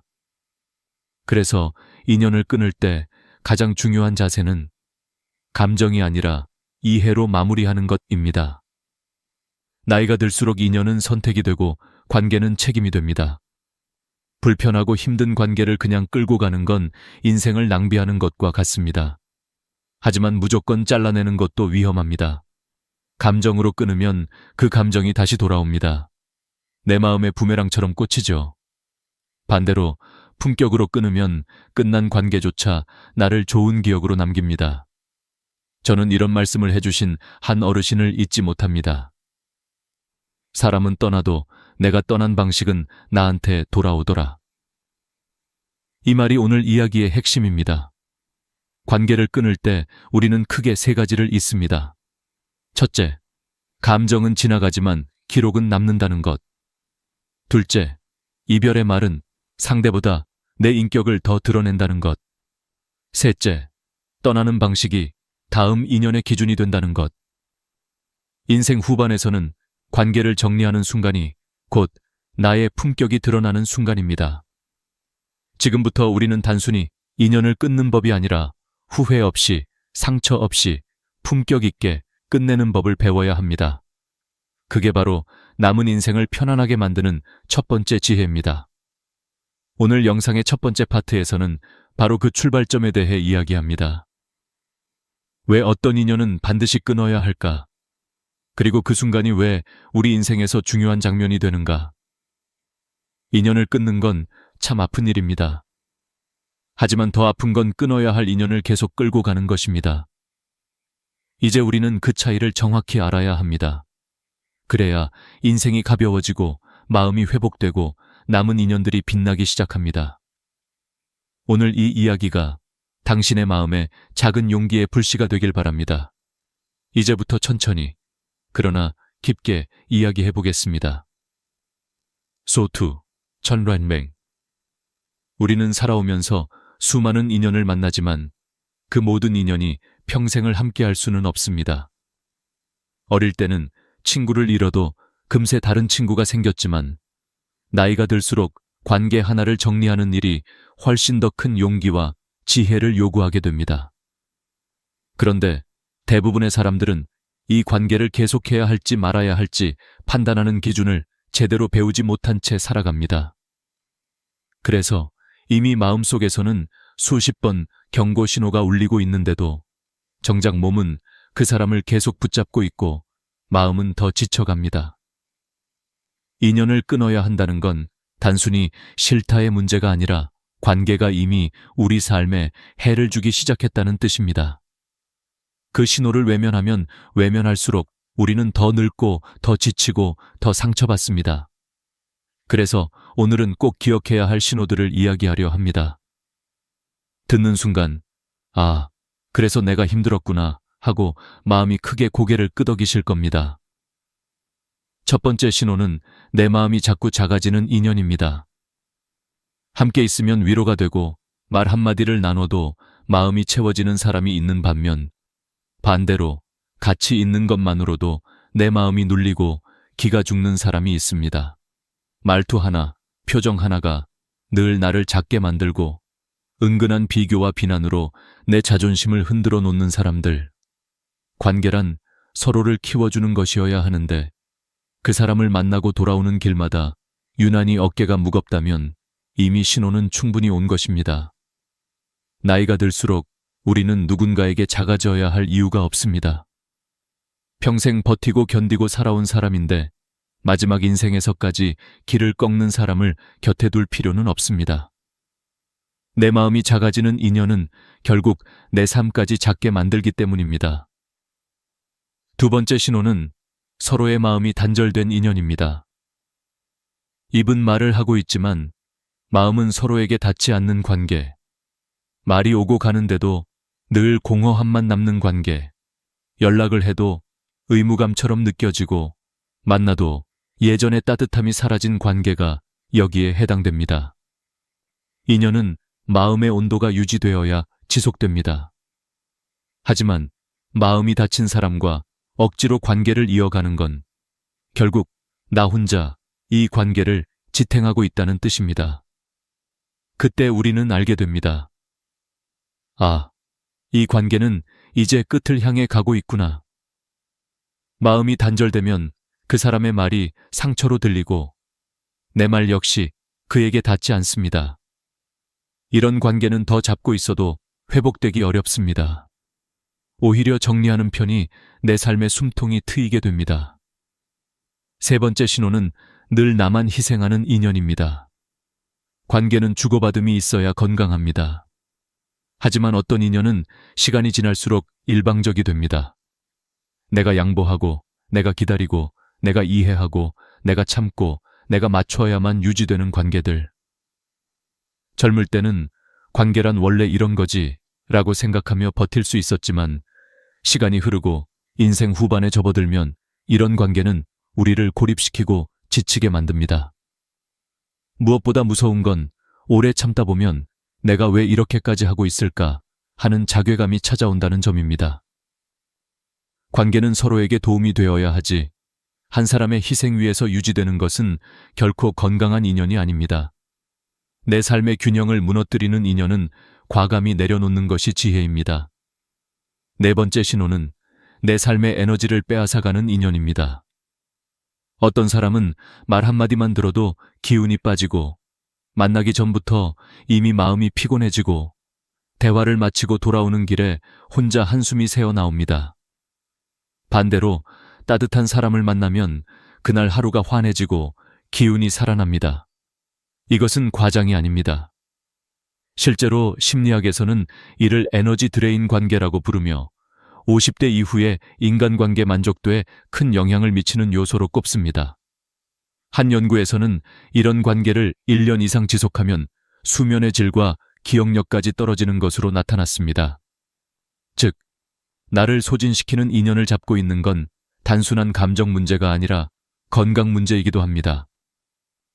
내 에너지가 계속 빠져나가는 인연이라면 그 관계는 이미 오래전에 경고등이 켜진 것입니다. 다섯 번째 신호는 내 삶을 반복적으로 흔드는 인연입니다. 다툼이 잦고 화해해도 다시 상처받고 믿어도 배신당하고 약속해도 지켜지지 않고 마음을 줘도 돌아오는 게 없는 관계. 이런 인연은 결코 우연이 아닙니다. 패턴입니다. 나이가 들수록 반복되는 상처는 더 깊은 흉터가 됩니다. 인연이라는 이름으로 포장되어 있지만 실은 내 삶을 흔드는 바람 같은 존재일 뿐입니다. 사람은 완벽할 수 없지만 반복되는 상처는 용서가 아니라 단절로 배워야 하는 순간입니다. 이 5가지 신호 앞에서 우리는 평생 이렇게 말해왔습니다. 그래도, 혹시, 다음에는. 하지만 인생에서는 그래도가 지나치면 싸움이 되고, 혹시가 오래되면 기다림이 되고, 다음이 반복되면 희망 고문이 됩니다. 신호는 이미 충분히 오래 우리에게 말을 걸어왔습니다. 이제는 그 신호를 외면하는 것이 아니라 받아들여야 합니다. 인연을 솎아내는 것이 나쁜 일이 아니라는 것, 때로는 버텨서 지키는 것보다 내려놓아서 나를 지키는 쪽이 더 현명한 선택이라는 것을 나이가 들면 비로소 알게 됩니다. 관계를 붙잡는 힘보다 더 중요한 건 놓아야 할 때 놓을 줄 아는 용기입니다. 그리고 그 용기는 우리의 후반 인생을 더 깊고 더 평온하게 만들어줍니다. 이제 다음 단계로 넘어가겠습니다. 인연을 끊을 때 절대 해선 안 되는 행동, 그 세 가지를 깊이 있게 이야기해 보겠습니다. 인연을 끊어야 한다는 사실을 알게 되는 순간, 우리는 대부분 마음이 불안해지고 감정이 요동치기 시작합니다. 사람을 떠나보낸다는 건 단순한 결심이 아니라 내 삶의 한 장면을 정리하는 상징이기 때문입니다. 그런데 이 중요한 순간에 많은 사람들이 같은 실수를 반복합니다. 감정이 올라온 상태에서 말을 쏟아내고 그 말이 나중에 평생 후회로 남습니다.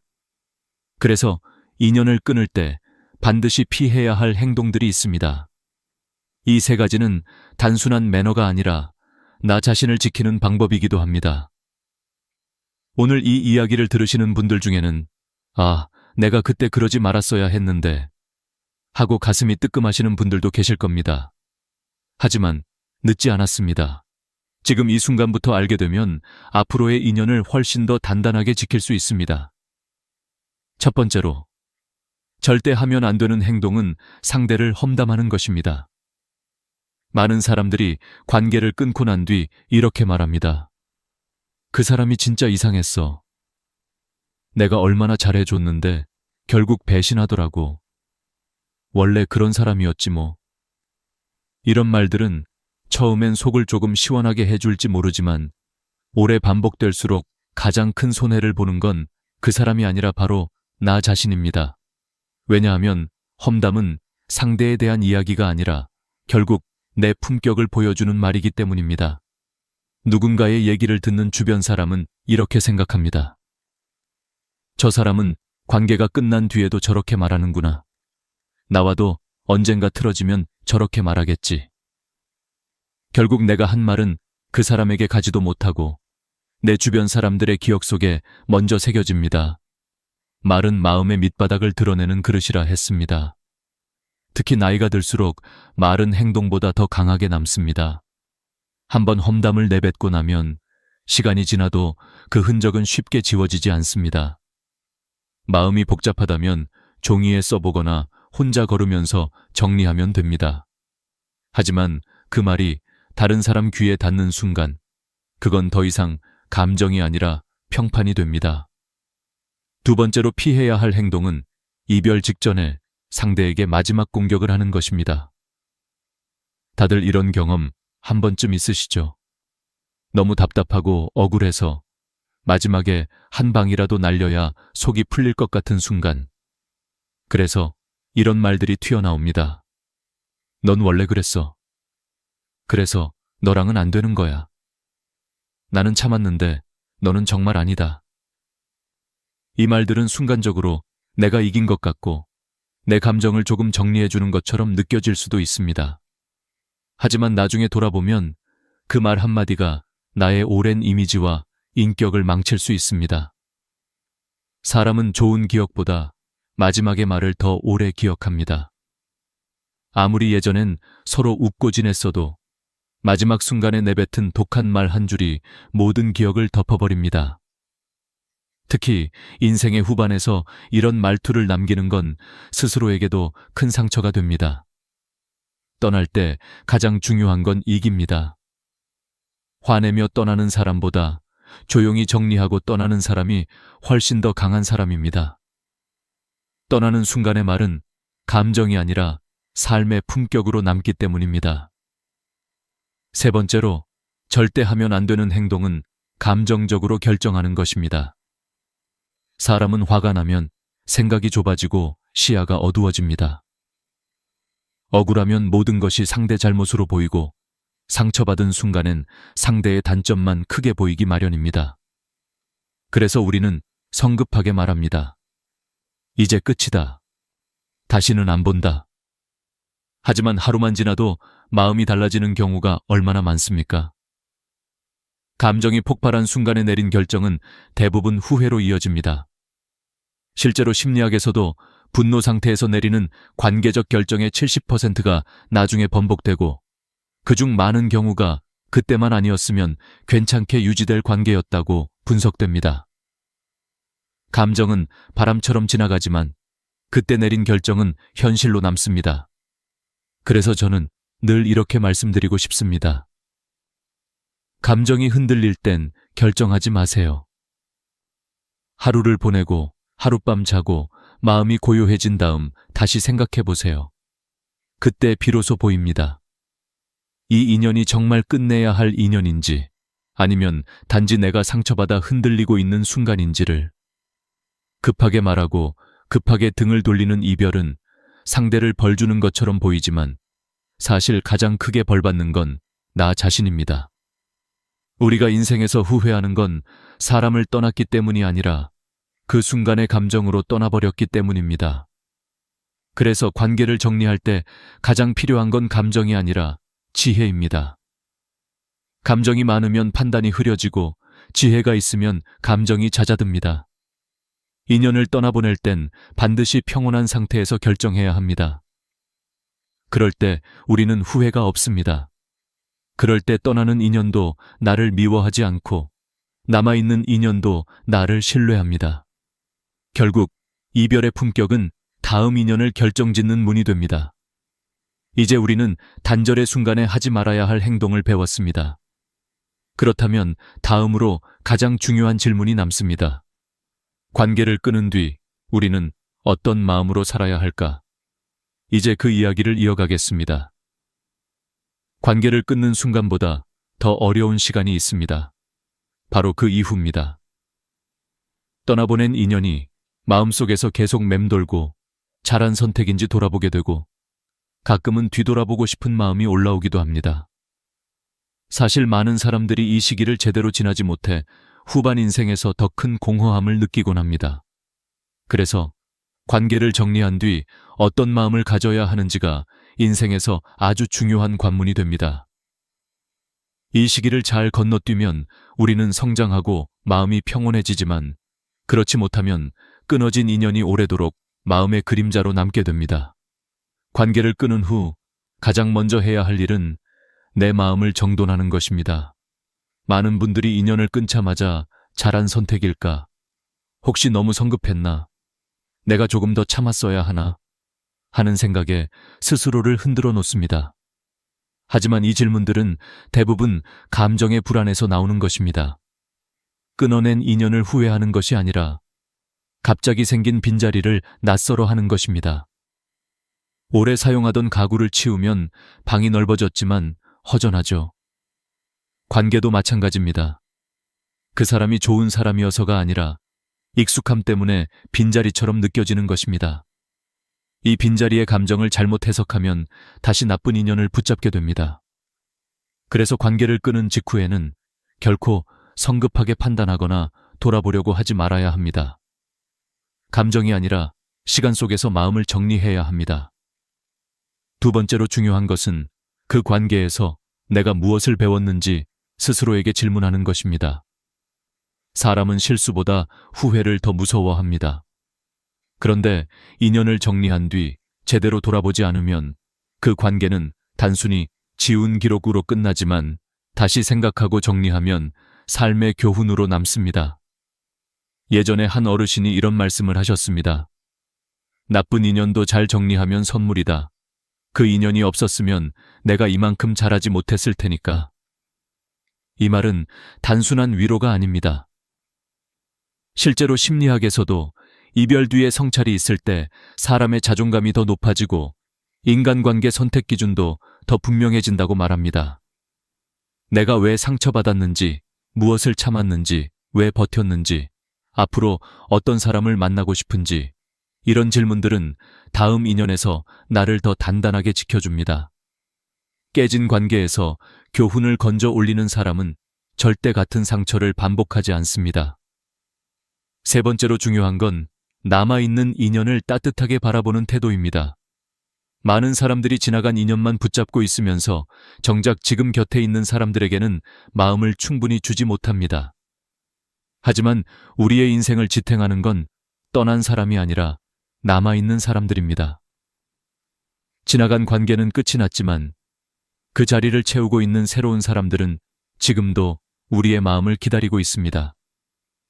지나간 인연을 떠올리느라 지금의 인연을 놓치면 결국 우리 삶은 공허해집니다. 인연을 잘 정리하는 사람일수록 현재의 사람들을 더 깊이 아끼는 법을 알고 있습니다. 그들은 과거에 묶이지 않고 현재에 감사하며 새로운 인연을 향해 마음을 열 준비가 되어 있습니다. 이 태도야말로 인생 후반에서 가장 아름다운 품격입니다. 네 번째로 필요한 자세는 과거의 상처를 새로운 사람에게 가져가지 않는 것입니다. 인연을 끊은 후 많은 분들이 다시 누군가와 관계를 맺기를 두려워합니다. 또 상처받으면 어쩌지? 또 배신당하면 어쩌지? 이런 두려움은 자연스러운 감정이지만 문제는 그 두려움이 새로운 사람을 가리고 마음을 닫게 만든다는 것입니다. 새로운 인연이 내게 다가와도 경계만 하고 마음을 내어주지 못하면 결국 좋은 사람도 스쳐 지나가게 됩니다. 상처를 한번 겪었다고 해서 세상 모든 인연이 나쁜 건 아닙니다. 오히려 그 상처 때문에 우리는 더 지혜로워졌고 더 좋은 사람을 알아볼 눈이 생겼습니다. 그러니 과거의 그림자를 새 인연에 덮어 씌우지 마세요. 그 인연은 과거와는 전혀 다를 수 있습니다. 진짜 지혜는 상처를 버리는 것이 아니라 상처를 넘어서는 것입니다. 다섯 번째로 중요한 건 자신을 위해 시간을 비워두는 것입니다. 관계를 정리한 뒤에는 무언가를 채우려고 서둘 필요가 없습니다. 오히려 잠시 쉬어야 합니다. 산도 가지치기를 제대로 해야 다시 건강하게 자라듯이 사람도 관계를 정리한 뒤엔 마음을 재정비하는 시간이 필요합니다. 나이가 들수록 이 과정은 더 중요합니다.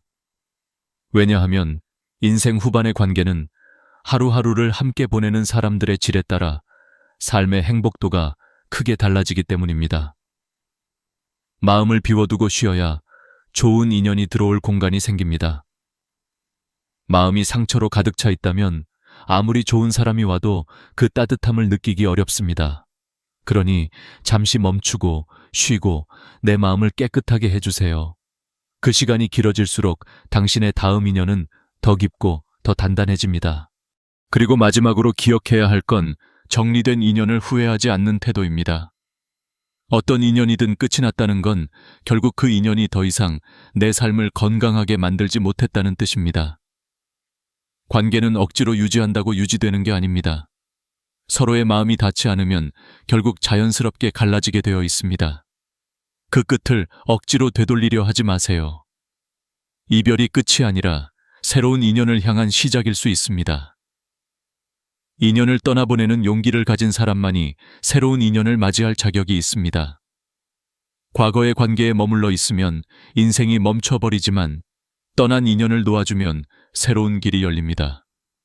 그래서 저는 이렇게 말씀드리고 싶습니다. 정리된 인연을 후회하지 마세요.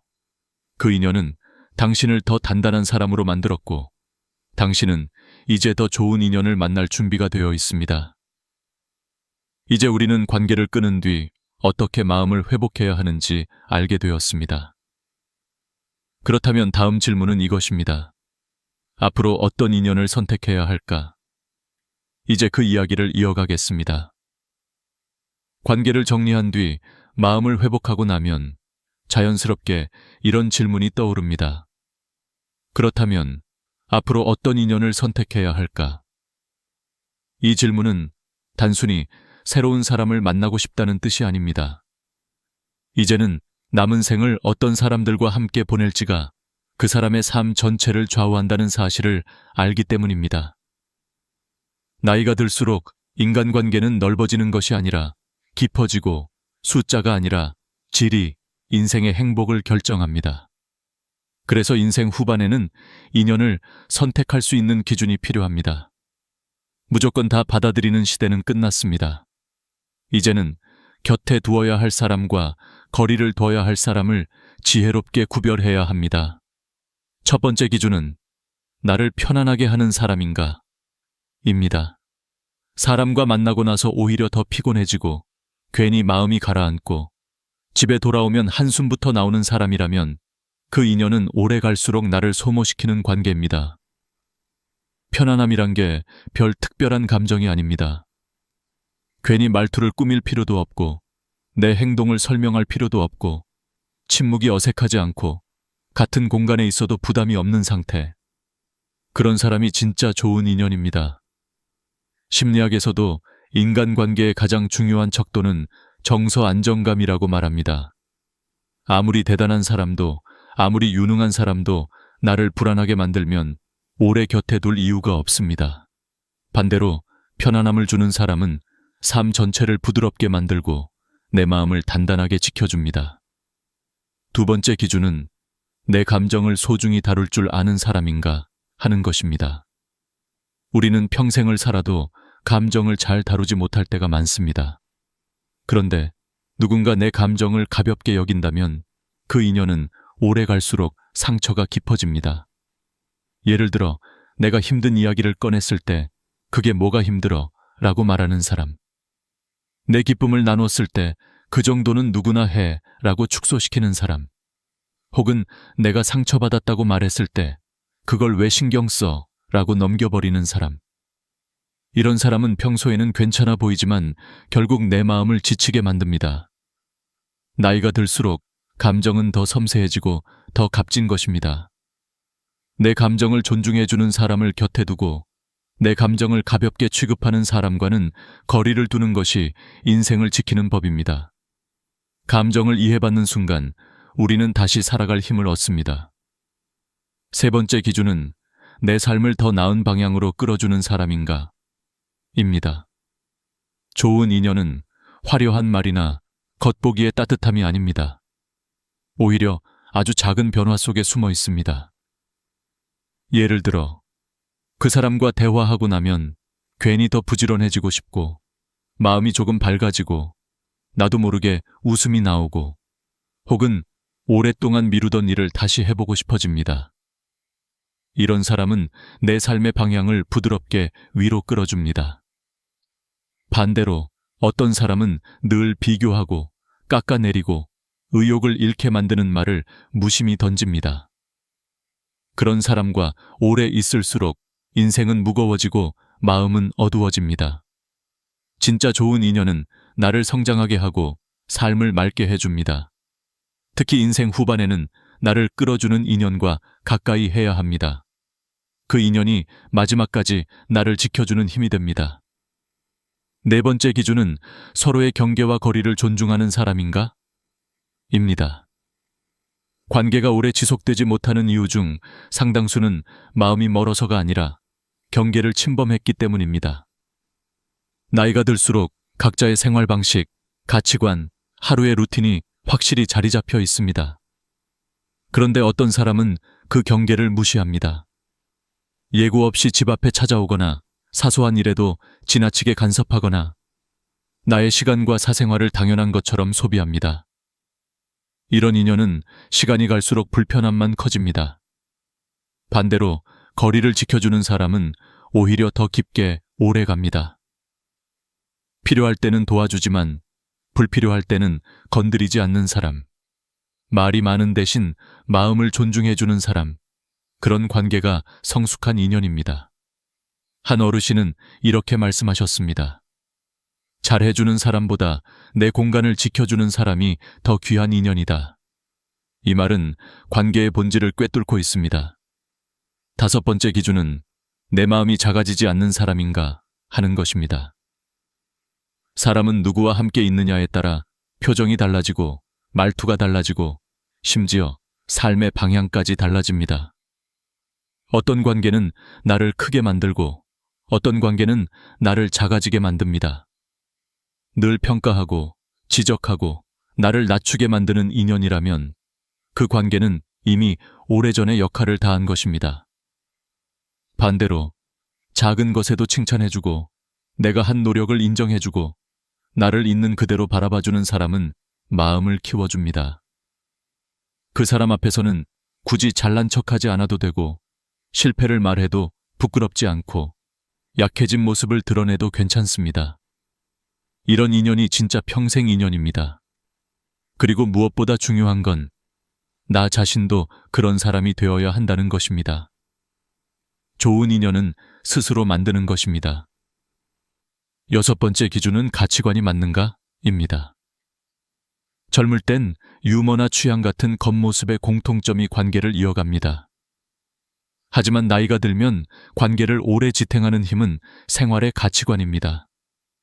예를 들어 돈에 대한 태도, 세상에 대한 시선, 사람을 대하는 방식, 갈등을 해결하는 태도. 이런 가치관이 너무 다르면 작은 문제도 크게 부딪히게 됩니다. 반대로 가치관이 맞는 사람과는 같은 방향을 보며 걷게 됩니다. 대단한 대화가 없어도 서로의 마음이 편하고 함께 시간을 보내는 것만으로 삶이 안정됩니다. 가치관이 맞는 인연은 늦게 만날수록 더 소중합니다. 그런 사람은 인생의 속도를 맞춰주는 평생 동행자가 되기 때문입니다. 인연 선택의 기준은 결코 화려할 필요가 없습니다. 결국 중요한 건 단 한 가지입니다. 그 인연이 나를 더 나은 사람으로 만들고 있는가? 이 기준 하나만 잘 지켜도 앞으로의 관계는 훨씬 단단하고 따뜻해질 것입니다.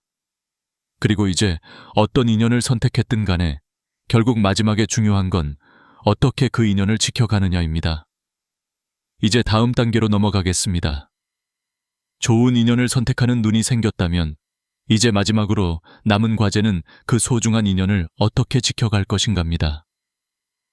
나이가 들수록 관계는 얻는 것보다 지키는 것이 훨씬 더 어렵습니다. 젊을 때는 자주 만나고 자주 웃고 오해가 생겨도 금방 풀렸습니다. 하지만 인생 후반의 인연은 관리하지 않으면 금세 멀어지고 마음을 쓰지 않으면 어느새 관계가 식어버립니다.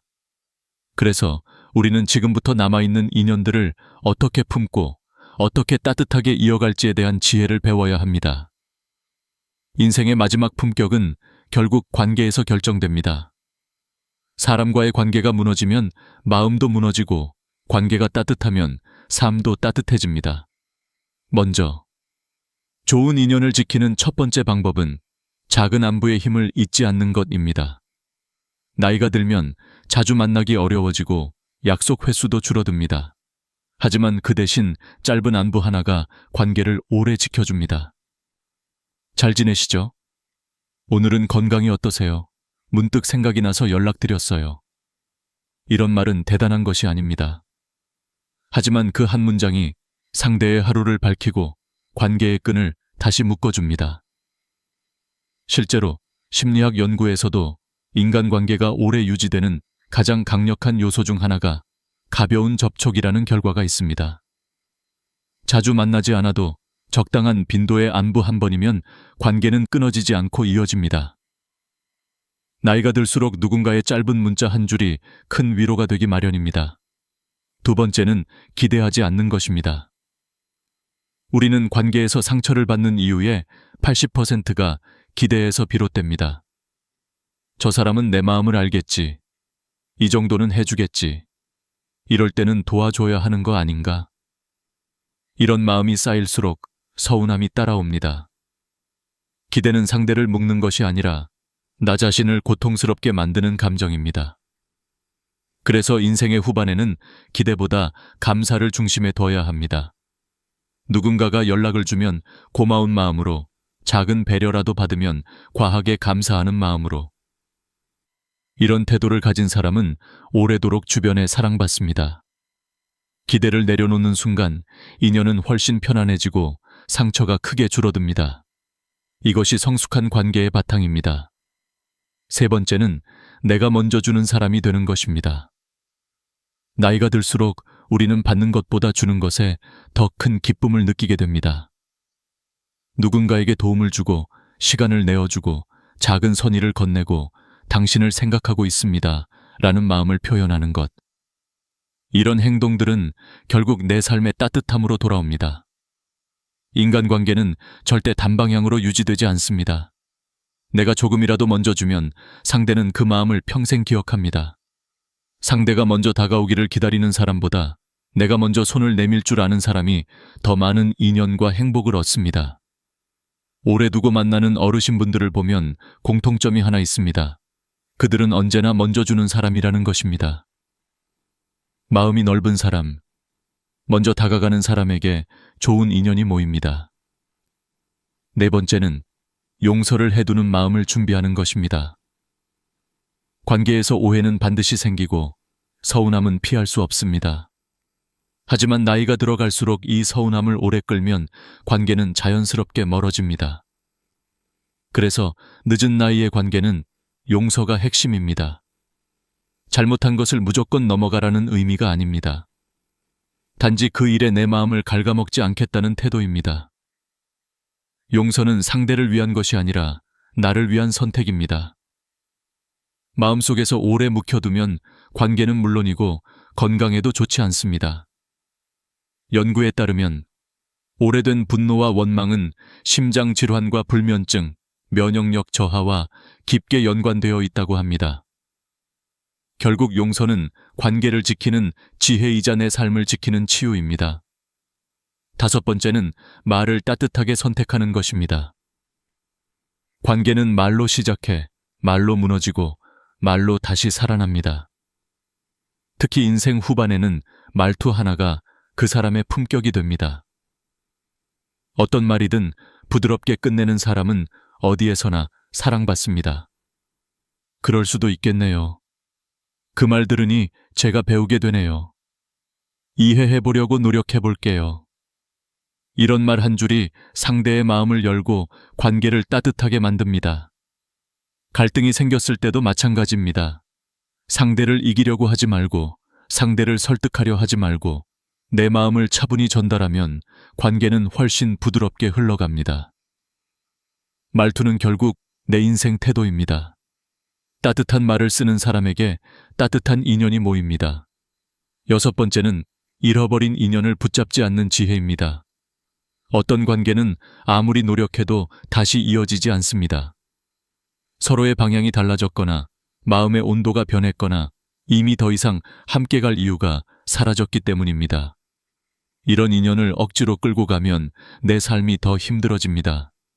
이미 떠난 사람에게 마음을 쓰지 말고 남아있는 사람을 소중히 바라보는 것. 이것이 진짜 지혜입니다. 떠난 인연에 매달릴수록 지금 내 곁에 있는 소중한 사람을 놓치게 됩니다. 인생은 다시 돌아오지 않는 시간의 연속입니다. 이미 지나간 인연을 붙잡기보다 지금 내 손 안에 있는 인연을 따뜻하게 잡는 사람이 결국 행복을 얻습니다. 마지막으로 인생 후반의 가장 중요한 관계는 나 자신과의 관계입니다. 남은 인연을 지키는 법은 사실 나 자신을 잘 지키는 것에서 출발합니다. 내가 건강해야 관계도 유지되고 내가 마음이 평온해야 인연도 따뜻하게 이어집니다. 인생의 마지막 품격은 겉모습이 아니라 마음의 정돈에서 드러납니다. 나를 아끼고 내 감정을 잘 돌보고 나 스스로를 따뜻하게 대하는 사람은 어떤 인연 속에서도 무너지지 않습니다. 그리고 그런 사람에게는 좋은 인연이 자연스럽게 걸어옵니다. 사람은 비슷한 온도를 가진 사람끼리 이어지기 때문입니다. 이제 우리는 알게 되었습니다. 인연을 선택하는 것도 중요하지만 남은 인연을 따뜻하게 지키는 것이 더 중요한 일이라는 것을. 인생의 마지막까지 함께할 사람은 많지 않습니다. 그래서 그 몇몇 사람을 깊게 품으며 살아가는 것이 성숙한 삶의 모습입니다. 관계는 오래될수록 더 귀해지고 시간이 흐를수록 그 가치가 더 빛납니다. 당신의 삶을 따뜻하게 해주는 사람들, 당신을 편안하게 만들고 웃게 만드는 사람들. 그 사람들이 바로 인생의 마지막 품격을 지켜주는 인연입니다. 그 인연을 지키는 법을 알고 있는 사람은 외롭지 않습니다. 삶의 마지막 순간까지 마음이 따뜻합니다. 오늘의 이야기를 끝으로 이제 당신의 인생에서 새로운 인연이 시작되기를 바랍니다. 떠날 인연은 품격 있게 떠나보내고 남아있는 인연은 따뜻하게 품어주세요. 그리고 무엇보다 당신 자신의 마음도 사랑해주세요. 그 마음이 당신의 삶을 더 깊고 고귀하게 만들어줄 것입니다.